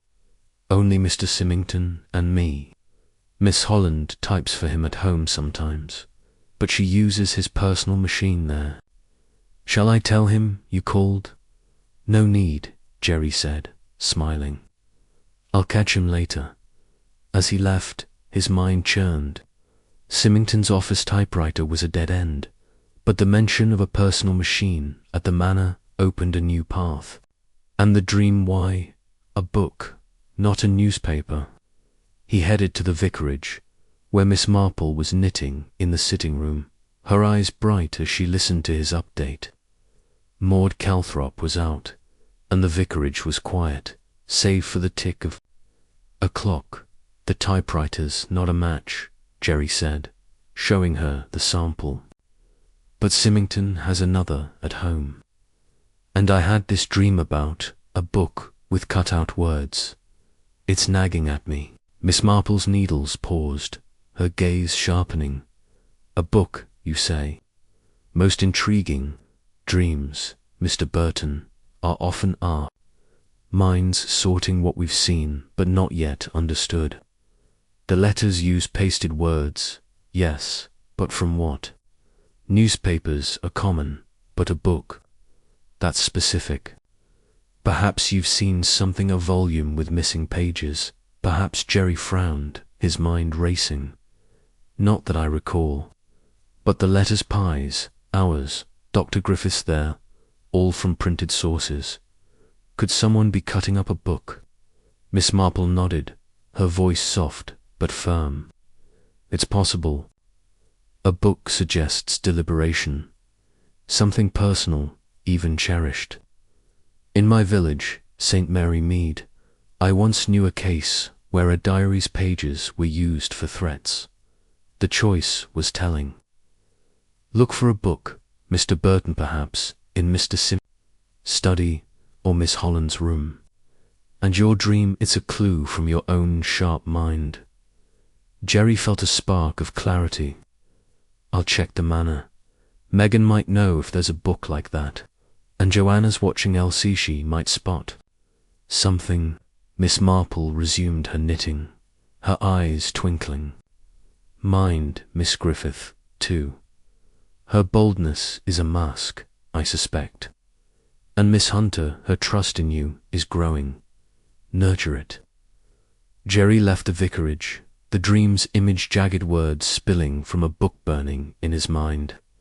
He met Joanna at the King's Arms for lunch, the pub's low beams and ale-scented air a contrast to the morning's tension.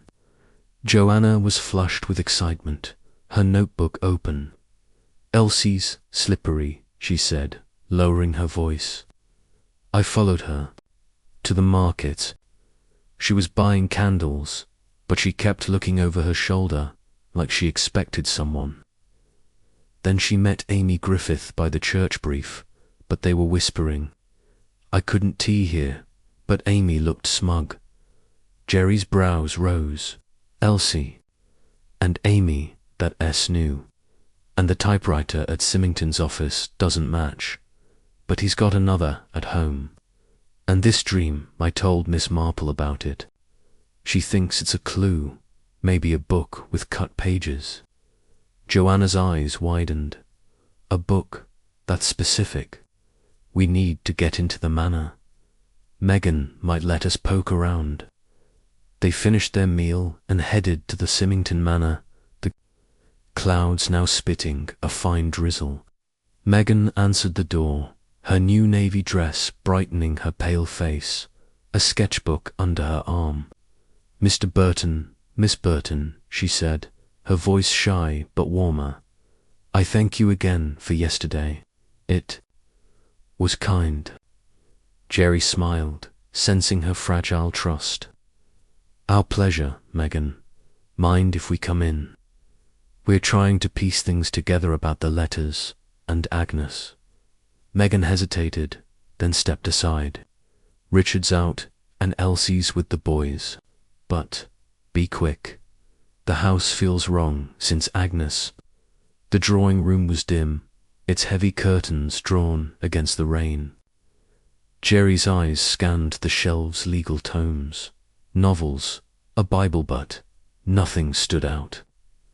Megan, he said, keeping his tone casual, have you ever seen a book here with pages cut out, or missing? Megan's brows furrowed, her fingers tightening on her sketchbook. Cut out? No, but there was a book in Richard's study, an old ledger. I saw it a month ago, before Mona died. Some pages were loose, like they'd been torn. I thought it was just old. Joanna's voice was soft but urgent. Can we see it? Megan glanced at the door, then nodded. It's in the study. Follow me. The study was a small oak-panelled room, its air thick with the scent of pipe smoke and wax. A desk held papers, and a typewriter, an older model, its keys dusty. Jerry typed a quick line, noting the clean E, another mismatch. Megan pointed to a shelf where a leather-bound ledger sat, its spine cracked. Jerry pulled it down, his heart racing as he opened it. Several pages were missing, their edges jagged, as if cut with scissors. Look at this, he said, showing Joanna. Pages gone, just like in my dream. Megan's eyes widened. Is it important? Jerry nodded, his mind whirling. It could be. The letters use pasted words, maybe, from this. Megan, did anyone use this ledger? Mona, Symington, Elsie. Megan shook her head. I only saw it that once. Richard keeps his papers locked up, but this was out. I didn't think much of it. Joanna's voice was low. Someone cut these pages. But why plant them here, to frame Symington? Jerry closed the ledger, his resolve hardening. We need to show this to Miss Marple, and we need to know who had access to this study.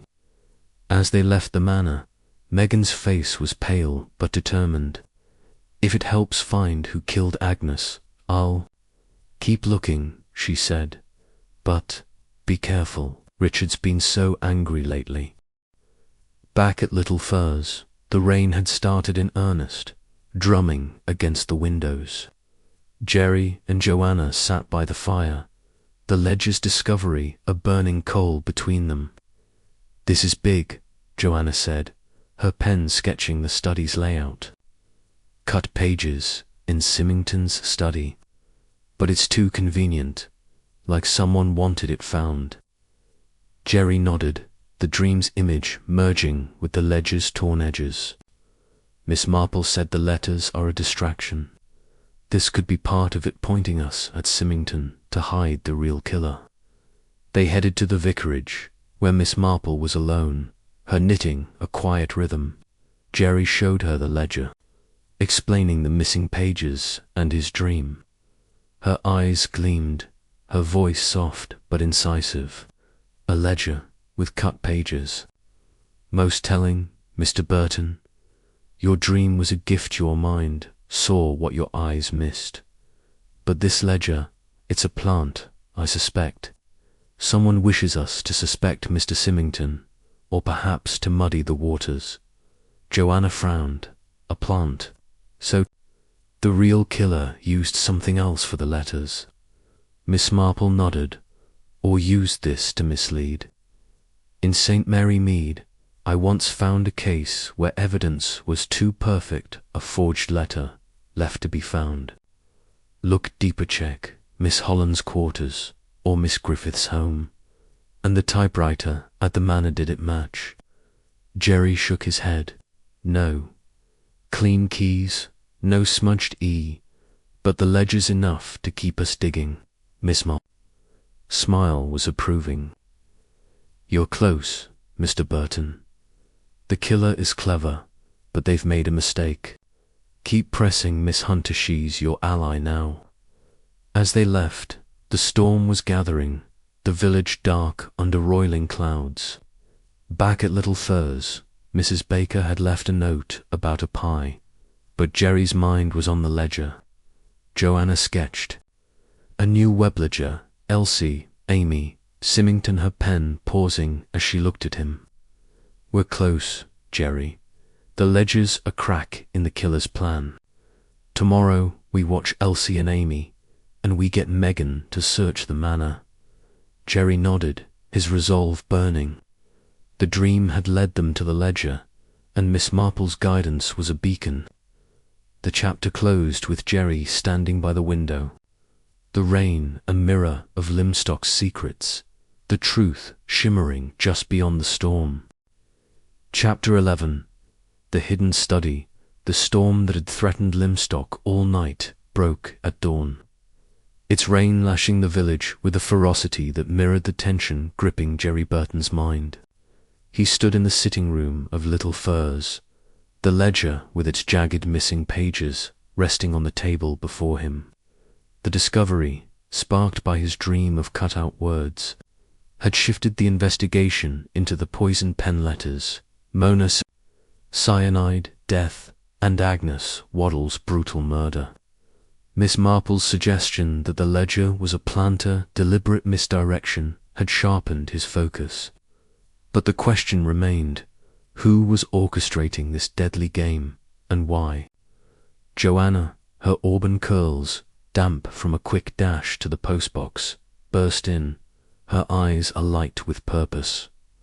Jerry, we've got a new letter, she said, holding up a plain envelope, its address typed in the now familiar font.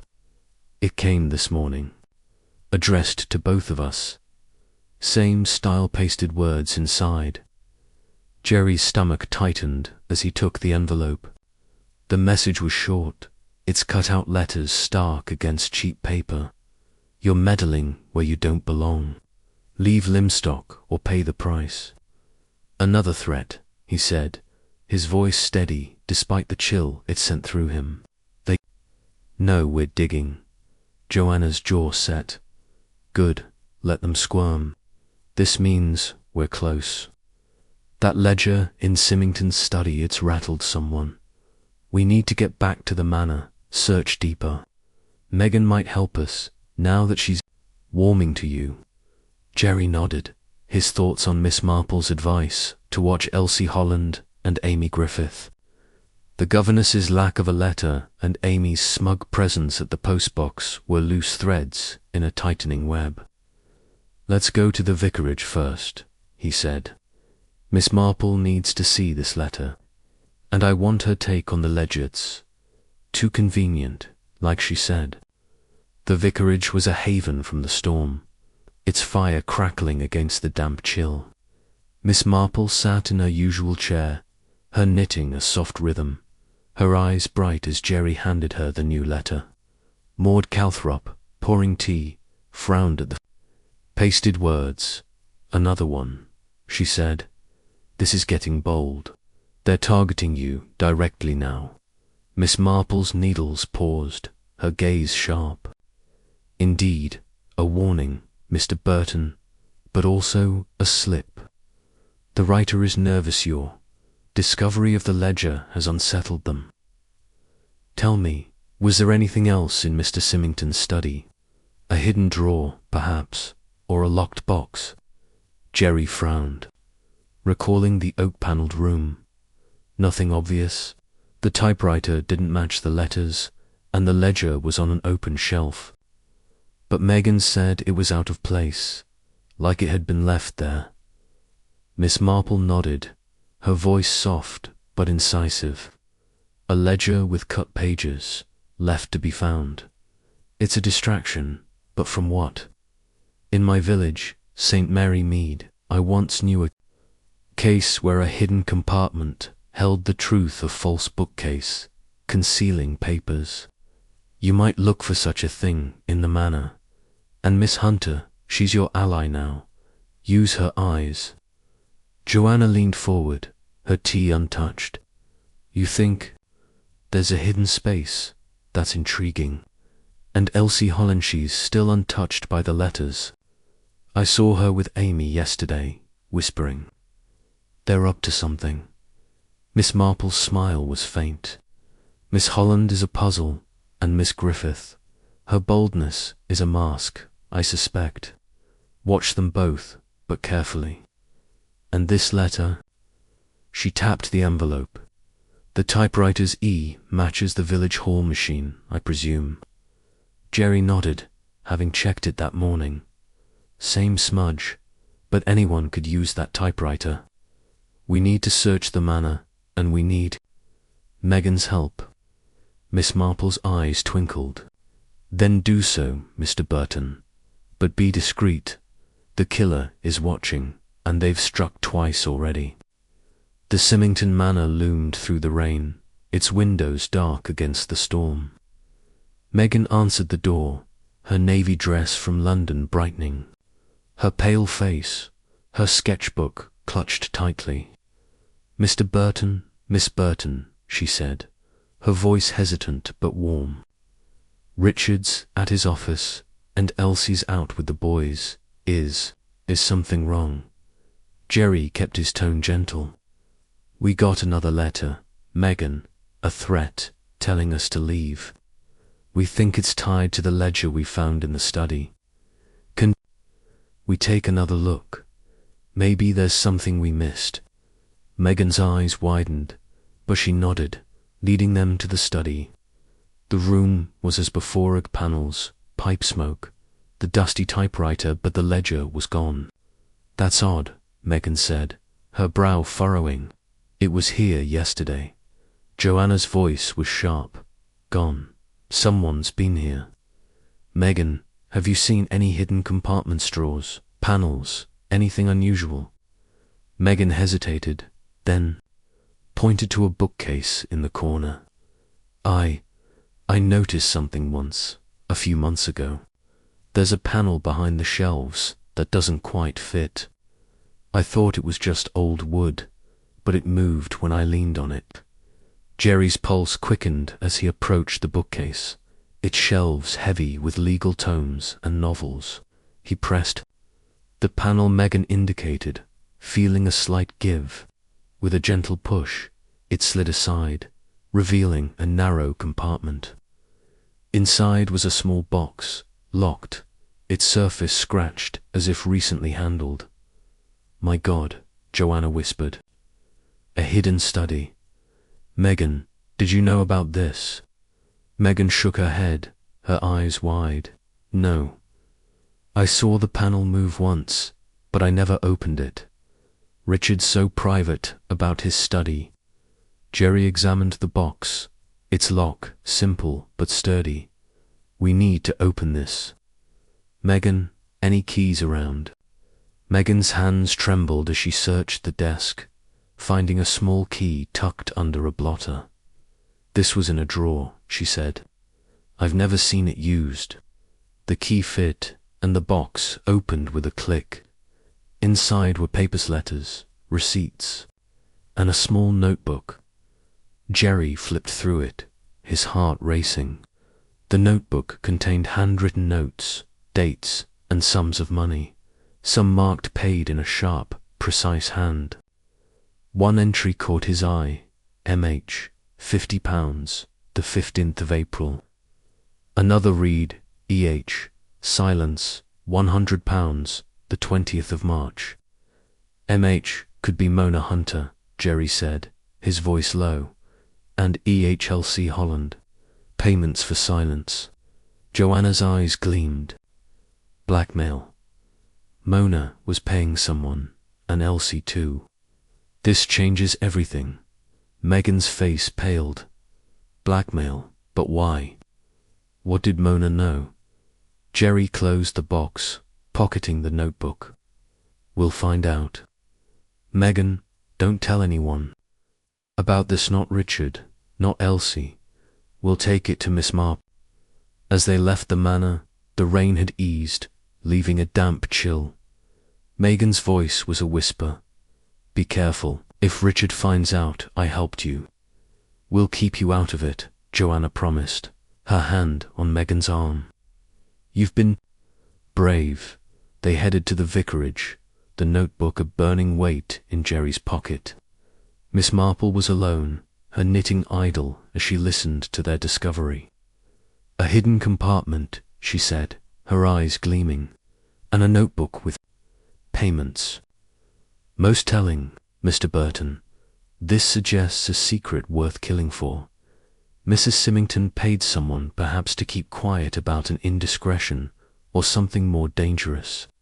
Joanna frowned, and Elsie, if she's EH, she's involved. But why no letter for her? Miss Marple's smile was enigmatic. Perhaps because she's already compromised, or because she's the one pulling strings. In St. Mary Mead, I once knew a case where a servant held sway over her employer quietly, cleverly.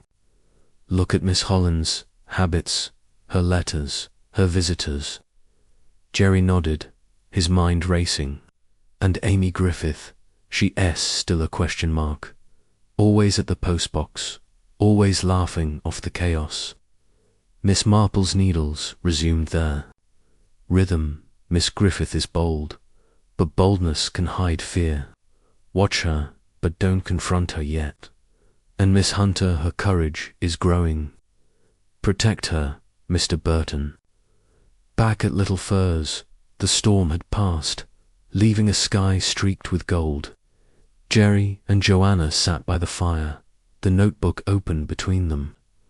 Joanna's pen traced the entries, her voice tense. Mona paying for silence, Elsie may be doing the same, and the ledger someone moved it after we found it. The killer's watching us. Jerry agreed, the dream's jagged words merging with the notebook's secrets. We need to check Elsie's room, see if she's got papers, letters, anything tying her to this. And we need to tail Amy. If she's using that typewriter, we'll catch her. As night fell, the village was quiet, the air heavy with secrets. Jerry stood by the window, the notebook's entries a map to the truth. Miss Marple's guidance was a beacon, and Megan's trust a fragile bridge. The chapter closed with Jerry's resolve, burning bright, the hidden study's secrets a step closer to unraveling Limstock's deadly game. Chapter 12. The Shadowed Motive. The morning after discovering the hidden notebook in the Symington Manor, Limstock lay under a sky cleared of yesterday's storm, its crisp light belying the village's undercurrent of fear.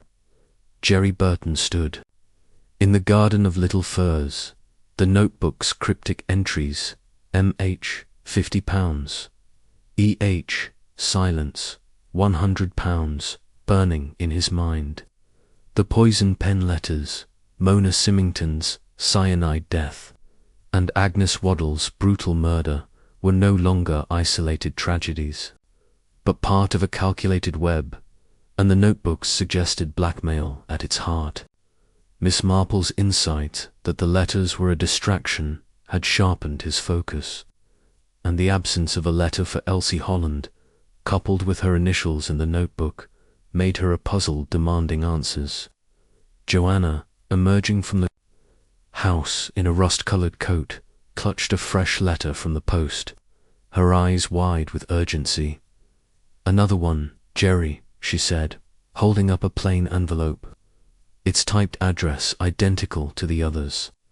"Posted yesterday, High Street box. It's for us, again." The pasted words inside were stark. "Stop prying or join Agnes in the grave." Jerry's jaw tightened, the threat a cold weight in his chest. "They're scared," he said, his voice steady. The notebooks rattled them. "We need to search Elsie's room. Those initials suggest she's hiding something. And we need to protect Megan. She's helping us, and that makes her a target." Joanna nodded, her pen already sketching a plan in her notebook. "I'll tell Elsie today she's been too slippery. You check on Megan and take the notebook. To Miss Marple, she know what to make of those payments." Jerry agreed, his thoughts on the hidden compartment in Symington's study. And Amy Griffith, she's still a wild card. Always at the postbox, always laughing. We need to watch her, too. He paused, then added, "That dream of mine, the cut-out words from a booklet, led us to the ledger. Maybe it's pointing to something else." Joanna's eyes gleamed. "Miss Marple said dreams sort what we've seen. Maybe you saw something in Elsie's things, or Amy's. Keep it in mind." They set out, the village bustling with morning activity, though whispers of Agnes's murder lingered in the air. At the vicarage, Miss Marple was knitting by the fire, her blue shawl a soft contrast to her piercing gaze. Maud Calthrop was absent, leaving the room quiet save for the crackle of logs. Jerry handed over the new letter and the notebook, recounting the hidden compartment and the entries for MH and EH. Miss Marple's needles paused, her eyes sharp. "A threat to you both, and payments for silence." "Most telling, Mr. Burton. This notebook suggests a deeper motive, blackmail, perhaps, or something more personal. Mrs. Symington paid someone, and Miss Holland, her silence is costly. Have you spoken to her recently?" Jerry shook his head. "She's evasive. Watching her today. But Megan, she's scared, and she's helping us. She found the compartment, and I'm worried she's in danger." Miss Marple nodded, her voice soft but firm. "Protect Miss Hunter, Mr. Burton. She's your window into that house. And Miss Holland, her lack of a letter is no accident. In St. Mary Mead, I once knew a governess who held secrets over her employer's head. Look into her past letters, diaries, anything that ties her to Limstock before she arrived." Jerry's pulse quickened. "Her past. You think she's connected to someone here?" Miss Marple's smile was enigmatic. "I think, Mr. Burton, that secrets have long roots. Check her room, discreetly, and Miss Griffith, her boldness is a shield. Watch her movements, but don't confront her yet." Jerry left the vicarage, the notebook's weight a reminder of the stakes. He headed to the Symington Manor, where Megan answered the door, her navy dress bright but her eyes shadowed. "Mr. Burton," she said, her voice low, "I was about to come find you. Something happened last night time, scared." Jerry's heart sank. "What happened, Megan? Tell me." She led him to the garden, away from the house's ears. "I was walking home from the library, late. Someone followed me through the lane by the church. I heard footsteps, quick, then stopping. I ran, and they didn't follow, but I think it was because of the notebook." Jerry's grip on his cane tightened. "Did you see anyone? Any clue who it was?" Megan shook her head, her fingers twisting her scarf. "It was dark, and the rain was loud, but I felt, watched. I haven't." told Richard he'd say, "I'm imagining things." "You did the right thing," Jerry said, his voice steady. "Stay close to the house today, or with me. We're going to figure this out. Did you find anything else in the study? Papers, letters?" Megan hesitated, then nodded. "I looked. This morning, after Elsie left, there's a locked drawer in her desk upstairs, in her room. I didn't dare open it, but it's new. She never locked anything before." Jerry's mind raced. A locked drawer in Elsie's room, another hidden space. "Good work, Megan. Can you get me in there? I need to see that drawer." Megan's eyes widened, but she nodded. "Elsie's out with the boys till noon. Richard's at his office. But we have to be quick." The manor was silent as they slipped upstairs, the air heavy with the scent of lavender and old wood. Elsie's room was tidy, a small space with a single bed, a wardrobe, and a desk by the window. The drawer Megan indicated was locked, its brass keyhole gleaming. Jerry examined it, his fingers tracing the wood. "No key," he said, frowning. "We'll need to pick it." Joanna had taught him the basics during their London days, a playful skill from her theatre friends. Using a paperclip from Elsie's desk, he worked the lock, his hands steady despite the tension. After a moment, it clicked open.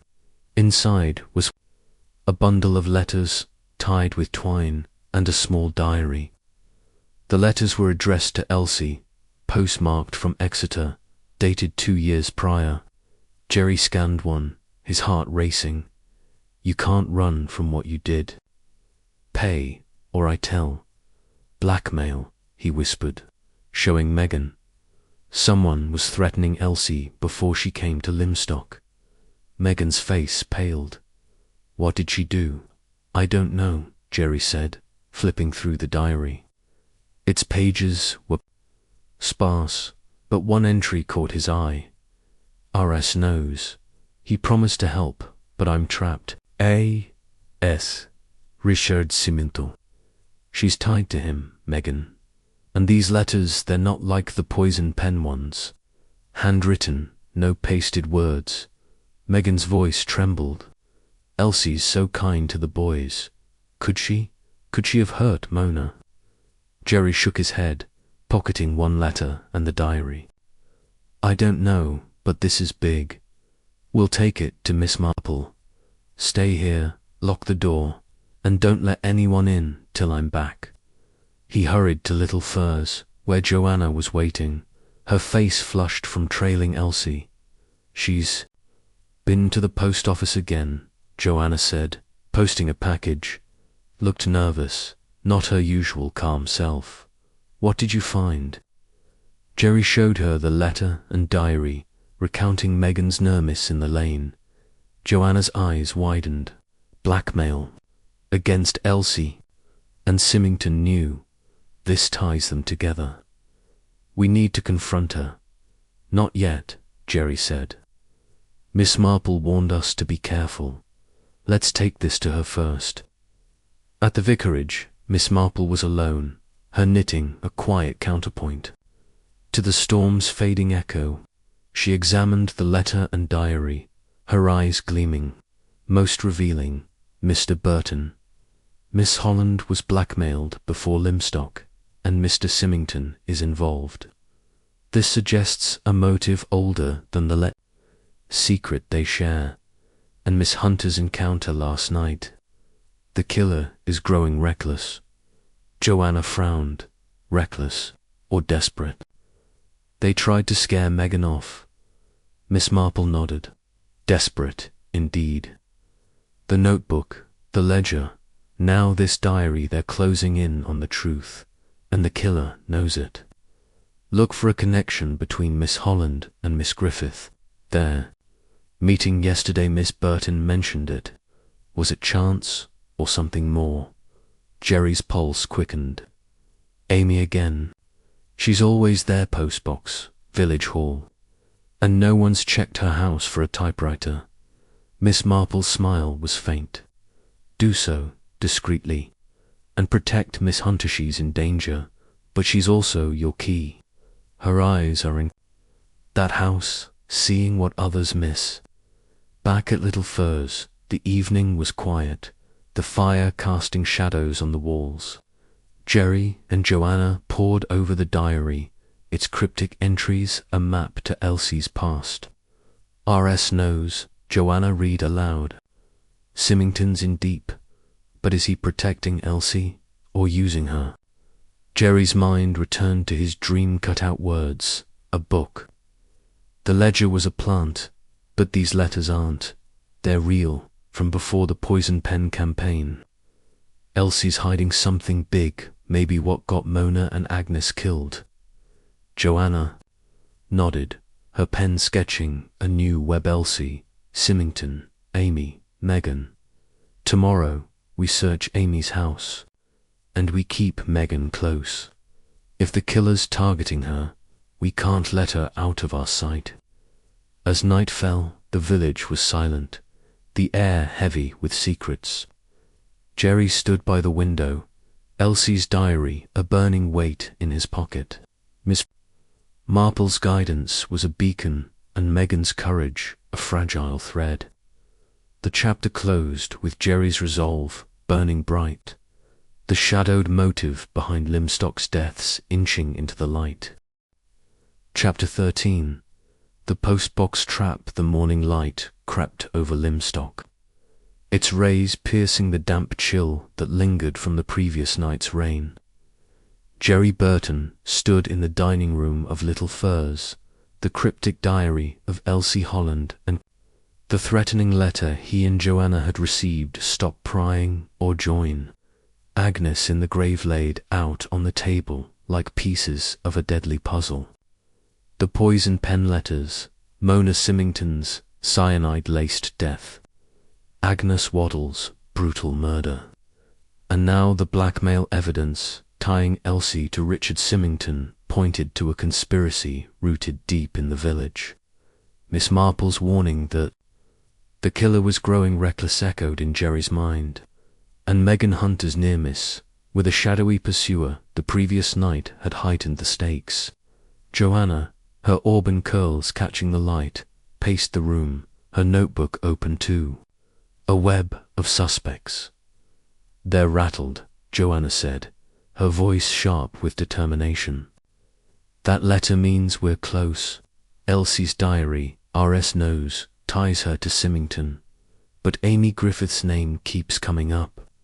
She's at the post box, the village hall, always in the thick of it. We need to catch her in the act.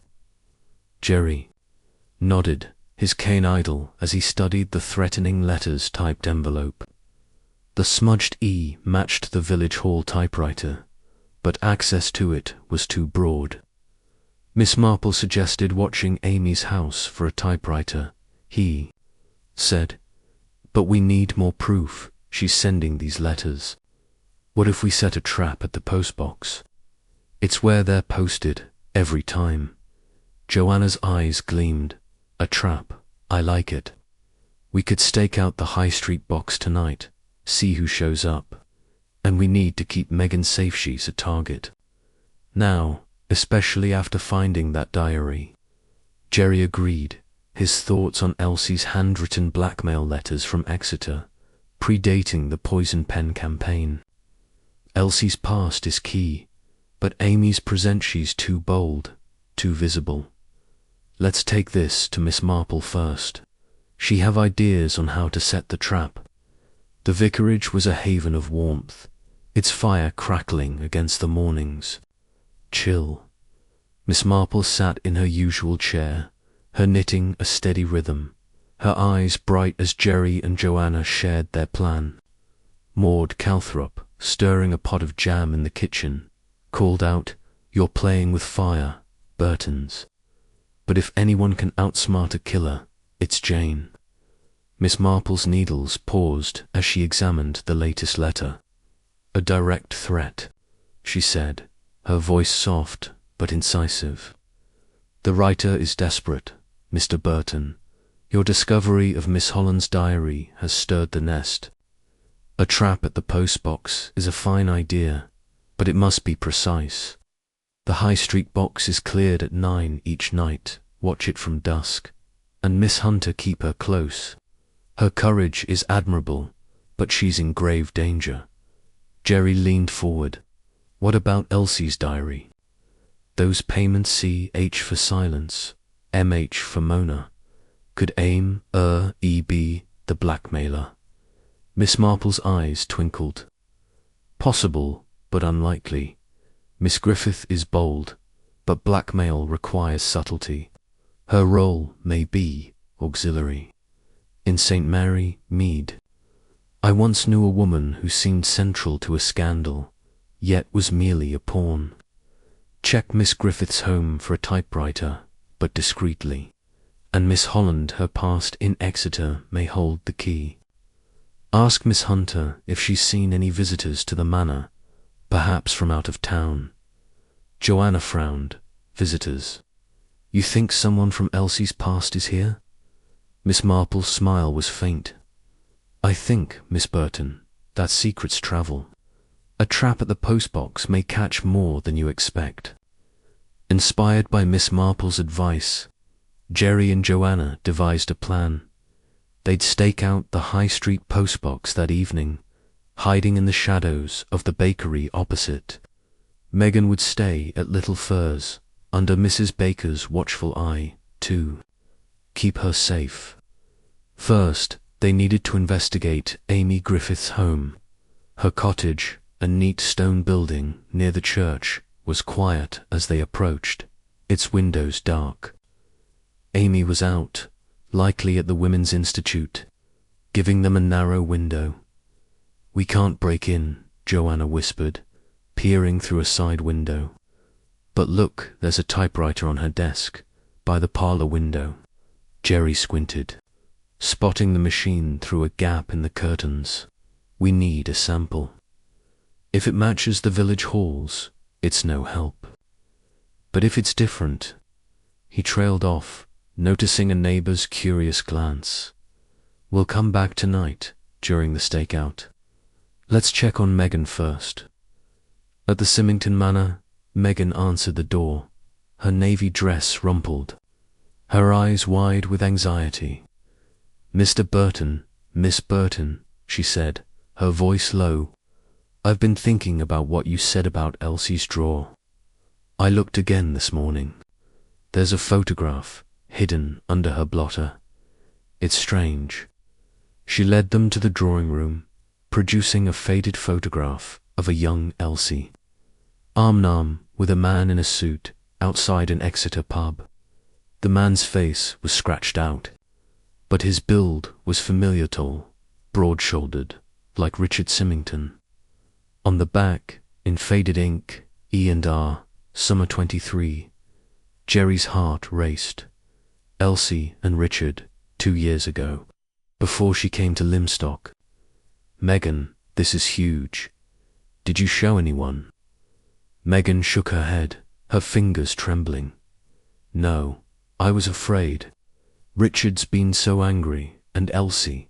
She's different since Agnes died. Quieter, but not sad, almost relieved. Joanna's eyes narrowed, relieved. That's telling. Megan, come to Little Furze tonight. It's not safe here. We're watching the postbox, and we need you out of harm's way. Megan hesitated, then nodded. All right, I'll bring my sketchbook. Keep me busy.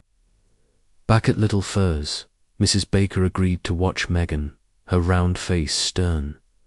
Poor lamb, she muttered. This village is cursed with those letters. Jerry and Joanna prepared for the stakeout, dressing in dark coats to blend into the evening shadows. They briefed Miss Marple at the vicarage, showing her the photograph. Most intriguing, Miss Marple said, her eyes gleaming. Miss Holland and Mr. Symington, before her employment here. This suggests a connection predating the letters, a secret worth killing for. Your trap is well timed, Mr. Burton, but be cautious, The killer is desperate, and desperation breeds violence. As dusk fell, Jerry and Joanna took position behind the bakery, its awning shielding them from the drizzle. The high street postbox stood across the lane, its red paint gleaming faintly under a street lamp. The village was quiet, shops shuttered, only the occasional figure hurrying home. Jerry's cane rested against the wall, his eyes fixed on the postbox. Joanna clutched a notebook, ready to jot down any movement. At 7, a figure approached Miss Cleet, her floral scarf unmistakable, posting a bundle of letters. "Jam orders," Joanna whispered, "not our culprit." An hour passed, the drizzle thickening, when a second figure emerged from the shadows. Zammy Griffith, her coat hood up, a single envelope in hand. She glanced around, then slipped it into the postbox, her movements swift but nervous. "That's her," Jerry hissed, his heart pounding. "Let's move." They crossed the lane silently, catching Amy as she turned away. "Miss Griffith," Jerry called, his voice low but firm. "What did you just post?" Amy started, her sharp features tightening. "Burton's, snooping." "In the dark, are you? It's just Women's Institute business. Nothing for you to fuss over." Joanna stepped forward, her tone sharp. "Another letter, Amy. Like the ones accusing half the village. We saw you." Amy's laugh was brittle, her eyes darting. "You're barking up the wrong tree. I got one of those wretched letters myself, remember? Why would I send them?" Jerry's voice was steady. "Maybe to throw us off. The typewriter in your parlor, does it have a smudged E like the village halls?" Amy's face paled, but she rallied. "You've no right to accuse me. Go ahead, check my typewriter. It's an old Remington, nothing like the village halls." Before Jerry could press further, a scream pierced the nightmagan's voice from the direction of Little Furze. Jerry grabbed his cane, adrenaline surging. "Stay with her," he told Joanna, sprinting toward the house, his leg protesting with every step. At Little Furze, the front door was ajar, the sitting room in disarray. Megan stood by the fire, her sketchbook on the floor, her face white. Mrs. Baker was beside her, wielding a poker. "Someone tried to get in," Mrs. Baker gasped. "Through the back window ran when I shouted." Megan's voice trembled. "I saw a shadow tall in a coat. They were at the window, then gone." Jerry's heart pounded as he checked the window scratches on the frame, fresh mud on the sill. "The killer," he said, his voice grim. "They're after you, Megan." Joanna burst in, Amy trailing reluctantly. "What happened?" Joanna demanded, her eyes scanning the room. Jerry recounted the attempted break-in, his gaze locking on Amy. "You were at the postbox. Convenient timing for a distraction." Amy's eyes flashed. "I told you, it was Institute business. I'm no killer. Check my typewriter if you don't believe me." They followed her to her cottage, the night now thick with rain. Her parlor was tidy, the Remington typewriter on a desk by the window. Jerry typed a test line, "Truth will out," and examined it. The E was clean, no smudge. "Not a match," he said, his voice tight. "But that letter you check it tomorrow." Amy's jaw tightened, but she said nothing, her eyes defiant. Back at Little Furze, Jerry and Joanna settled Megan by the fire, Mrs. Baker hovering protectively. "You're staying here tonight," Jerry told Megan. No arguments. Megan nodded, her sketchbook clutched tight. I found something else in Elsie's room. A receipt tucked in her diary. For cyanide, from an Exeter chemist, dated last year. I didn't tell you earlier I was scared. Jerry's breath caught. Cyanide. Elsie bought it. Megan nodded, her voice barely audible. It had her name on it. I don't know why she'd need it. Joanna's eyes widened. Elsie with cyanide, and a past with Symington. This ties her to Mona's death. They took the receipt to Miss Marple. At dawn, the vicarage quiet under the clearing sky. She examined it, her eyes gleaming. Most significant, Mr. Burton. Miss Holland purchased cyanide, and her diary suggests a secret with Mr. Symington. Your trap caught Miss Griffith, but this receipt, it points to a deeper motive. In St. Mary Mead, I once knew a case where a purchase was a red herring meant to mislead. Be cautious, Miss Holland may be a victim, not a villain. Jerry nodded, his resolve hardening. We'll confront Elsie tomorrow and check that letter Amy posted. The killer's slipping and we're closing in. As they returned to Little Firs, the village was stirring, the air heavy with secrets. Joanna's notebook lay open. Elsie's receipt a new thread in the web. The chapter closed with Jerry's determination burning bright. The postbox trap tightening around Limstock's killer.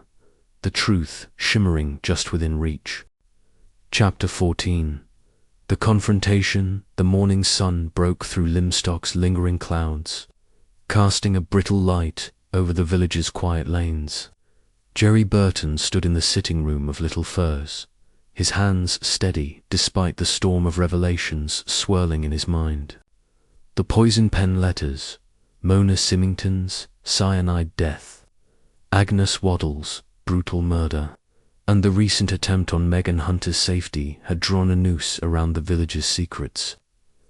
The cyanide receipt in Elsie Holland's name, found by Megan, and the photograph linking Elsie to Richard Symington 2 years prior were damning clues. Yet, Miss Marple's warning that the receipt might be a red herring kept Jerry cautious. The letter Amy Griffith posted during their postbox trap, retrieved that morning by Joanna, lay on the table, its typed envelope and pasted words accusing Mrs. Cleet of an affair. The smudged E matched the village hall typewriter, but Amy's own machine was clean. Someone was playing a deeper game. Joanna, her auburn curls pulled back, paced the room, her notebook open to a web of clues. Elsie's the key, she said, her voice sharp with determination. That receipt, her diary, the photo with Symington she's tied to this, up to her neck. We need to confront her, Jerry. Today. Jerry nodded, his cane idle as he studied. The letter, agreed, but Miss Marple's right, we can't assume she's the killer. The receipt could be planted, like the ledger, and Amy, she's still in the mix. That postbox stunt last night proves she's involved, even if her typewriter's clean. Joanna's eyes gleamed. Then we confront Elsie at the manor, with Megan there to back us up. She's trusted us so far, and we need to check that letter Amy posted, see if it's a decoy. Jerry agreed, his thoughts on Miss Marple's advice to protect Megan. Let's take this to the vicarage first. Miss Marple will know how to handle Elsie without tipping off the killer. The vicarage was a haven of calm, its air scented with lavender and wood smoke. Miss Marple sat by the fire, her knitting a steady rhythm, her eyes bright as Jerry and Joanna presented the new letter and recounted Megan's discovery of the cyanide receipt. Maud Calthrop, polishing a candlestick, listened from the doorway, her face grim. A cyanide receipt in Miss Holland's name, Miss Marple said, her voice soft but piercing. Most significant, Mr. Burton. But as I said, such evidence can be a trap. In St. Mary Mead, I once knew a case where a receipt was left to divert suspicion. Confront Miss Holland, but gently she may be a victim, not a villain.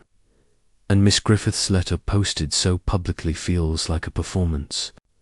Check its contents carefully. Jerry leaned forward. You think Amy S. a decoy? Her typewriter didn't match, but she's always at the postbox. Miss Marple's needles paused, her eyes twinkling. Miss Griffith is bold, but boldness can hide fear or complicity. Someone is using the village hall typewriter, and she has access. But the true killer, they're closer to the Symington household. Miss Holland's past with Mr. Symington, those Exeter letters. The photograph suggests a shared secret. Press her, but protect Miss Hunter. Her courage is your greatest asset. Joanna frowned. And the attempt on Megan last night, the killer's desperate. Miss Marple nodded. Desperate, indeed. The killer knows you're closing in. Your confrontation must be precise, draw out the truth without provoking another strike. Armed with Miss Marple's counsel, Jerry and Joanna headed to the Symington Manor, Megan in tow. The village was hushed, its residents casting wary glances as news of the attempted break-in at Little Furze spread. At the manor, Elsie Holland answered the door, her blonde hair immaculate but her eyes shadowed with strain.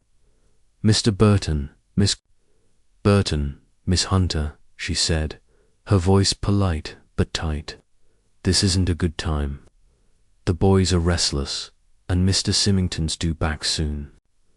We need to talk, Elsie, Jerry said, his tone firm but calm. It's about the letters, and something Megan found in your room. Elsie's face paled, her hands smoothing her apron. My room, I don't understand. Megan, clutching her sketchbook, stepped forward, her voice trembling but resolute. I found a receipt, Miss Holland, for cyanide from an Exeter chemist, and a photograph of you and Richard 2 years ago. Elsie's composure cracked, her eyes darting. To the staircase? You went through my things. Megan, how could you? Joanna's voice was sharp. We're trying to stop a killer, Elsie. Mona's dead, Agnes is dead, and someone tried to get to Megan last night. That receipt ties you to Mona's death. And the photo, why were you with Symington in Exeter? Elsie sank into a chair, her hands trembling. It's not what you think, she said, her voice breaking. The receipt, it's not mine. I found it in Mona's room, months ago, tucked in her dresser. I kept it, thinking it was a mistake. She wasn't the type to buy poison. I was going to ask her, but then she died. Jerry's pulse quickened. You found it in Mona's room. Why keep it? Elsie's eyes filled with tears. I was scared. Richard told me to say nothing. He said it would look bad for her, for the family. He knew about it. And the photograph that was before I came here. I met Richard in Exeter at a legal conference.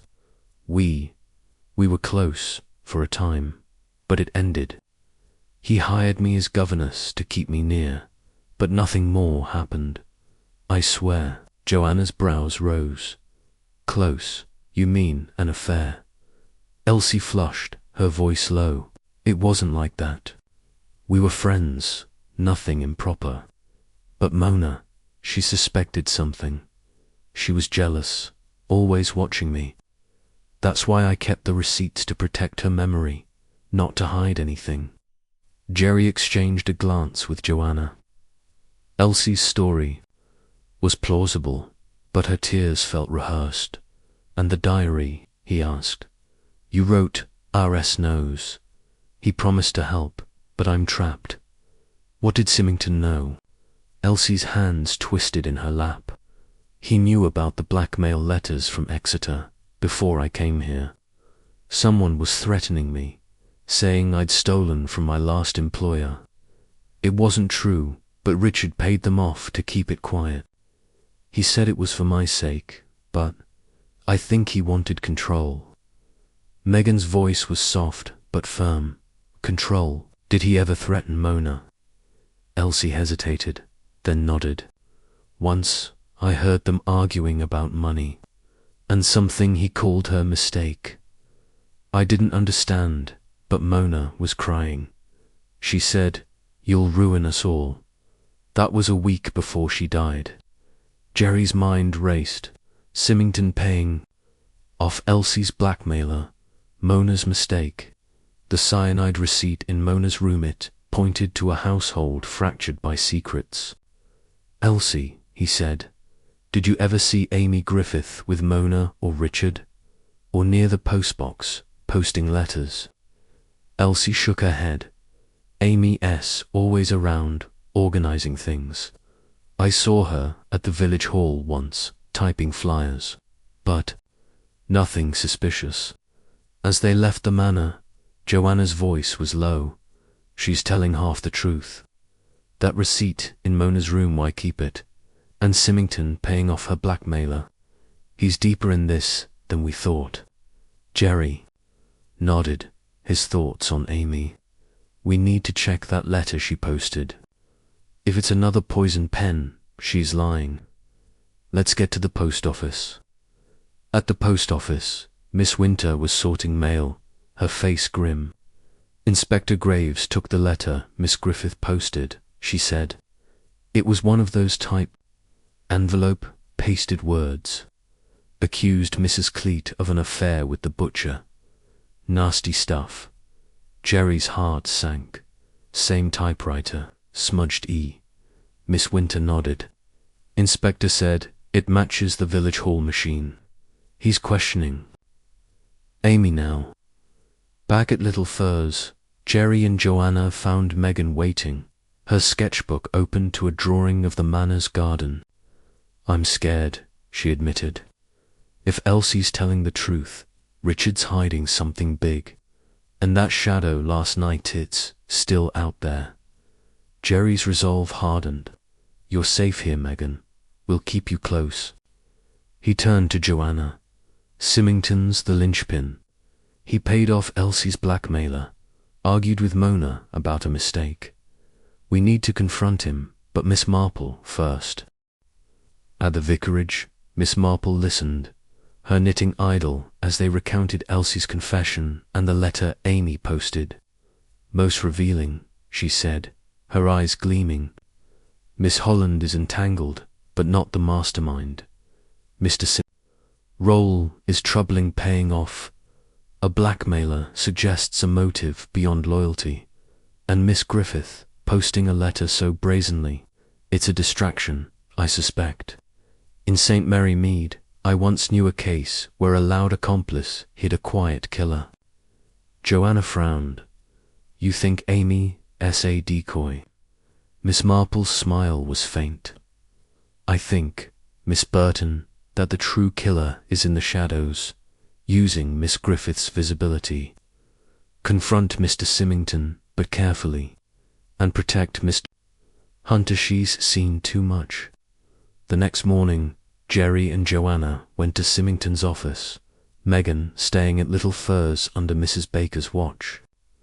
Symington was at his desk, his face drawn, his eyes cold. "Burton's," he said, his voice clipped. "What now?" Jerry leaned on his cane, his tone steady. "We know about Elsie's blackmail letters. Mr. Symington, you paid them off. And Mona, she was paying someone too, wasn't she? What was her mistake?" Symington's face darkened, his hands clenching. "You've no right to pry. Elsie's past is her own, and Mona, she was troubled. The letters drove her to it." Joanna's voice was sharp, and Agnes bludgeoned. "In your kitchen, someone's covering tracks, and you're in deep." Symington stood, his voice rising. "Get out. You're stirring up trouble, accusing innocent people. I won't have it." As they left, Joanna's eyes gleamed. "He's cracking. That mistake, it's the key. We need to dig into Mona's past, not just Elsie's. Back at Little Furze, a scream greeted them. Megan, at the window, pointing to a figure fleeing across the garden. It was him, she cried. The shadow from last night, tall, in a coat. Jerry raced outside, his leg protesting, but the figure was gone, leaving only a crushed flower bed. Inside, Megan clutched her sketchbook, her face white. It was Richard, she whispered. I saw his coat, the grey one he always wears. Jerry's resolve burned. Symington was unraveling, and the truth was close. The chapter closed with Jerry standing by the fire, Miss Marple's guidance a beacon. The confrontation with Symington a step toward unmasking Limstock's killer.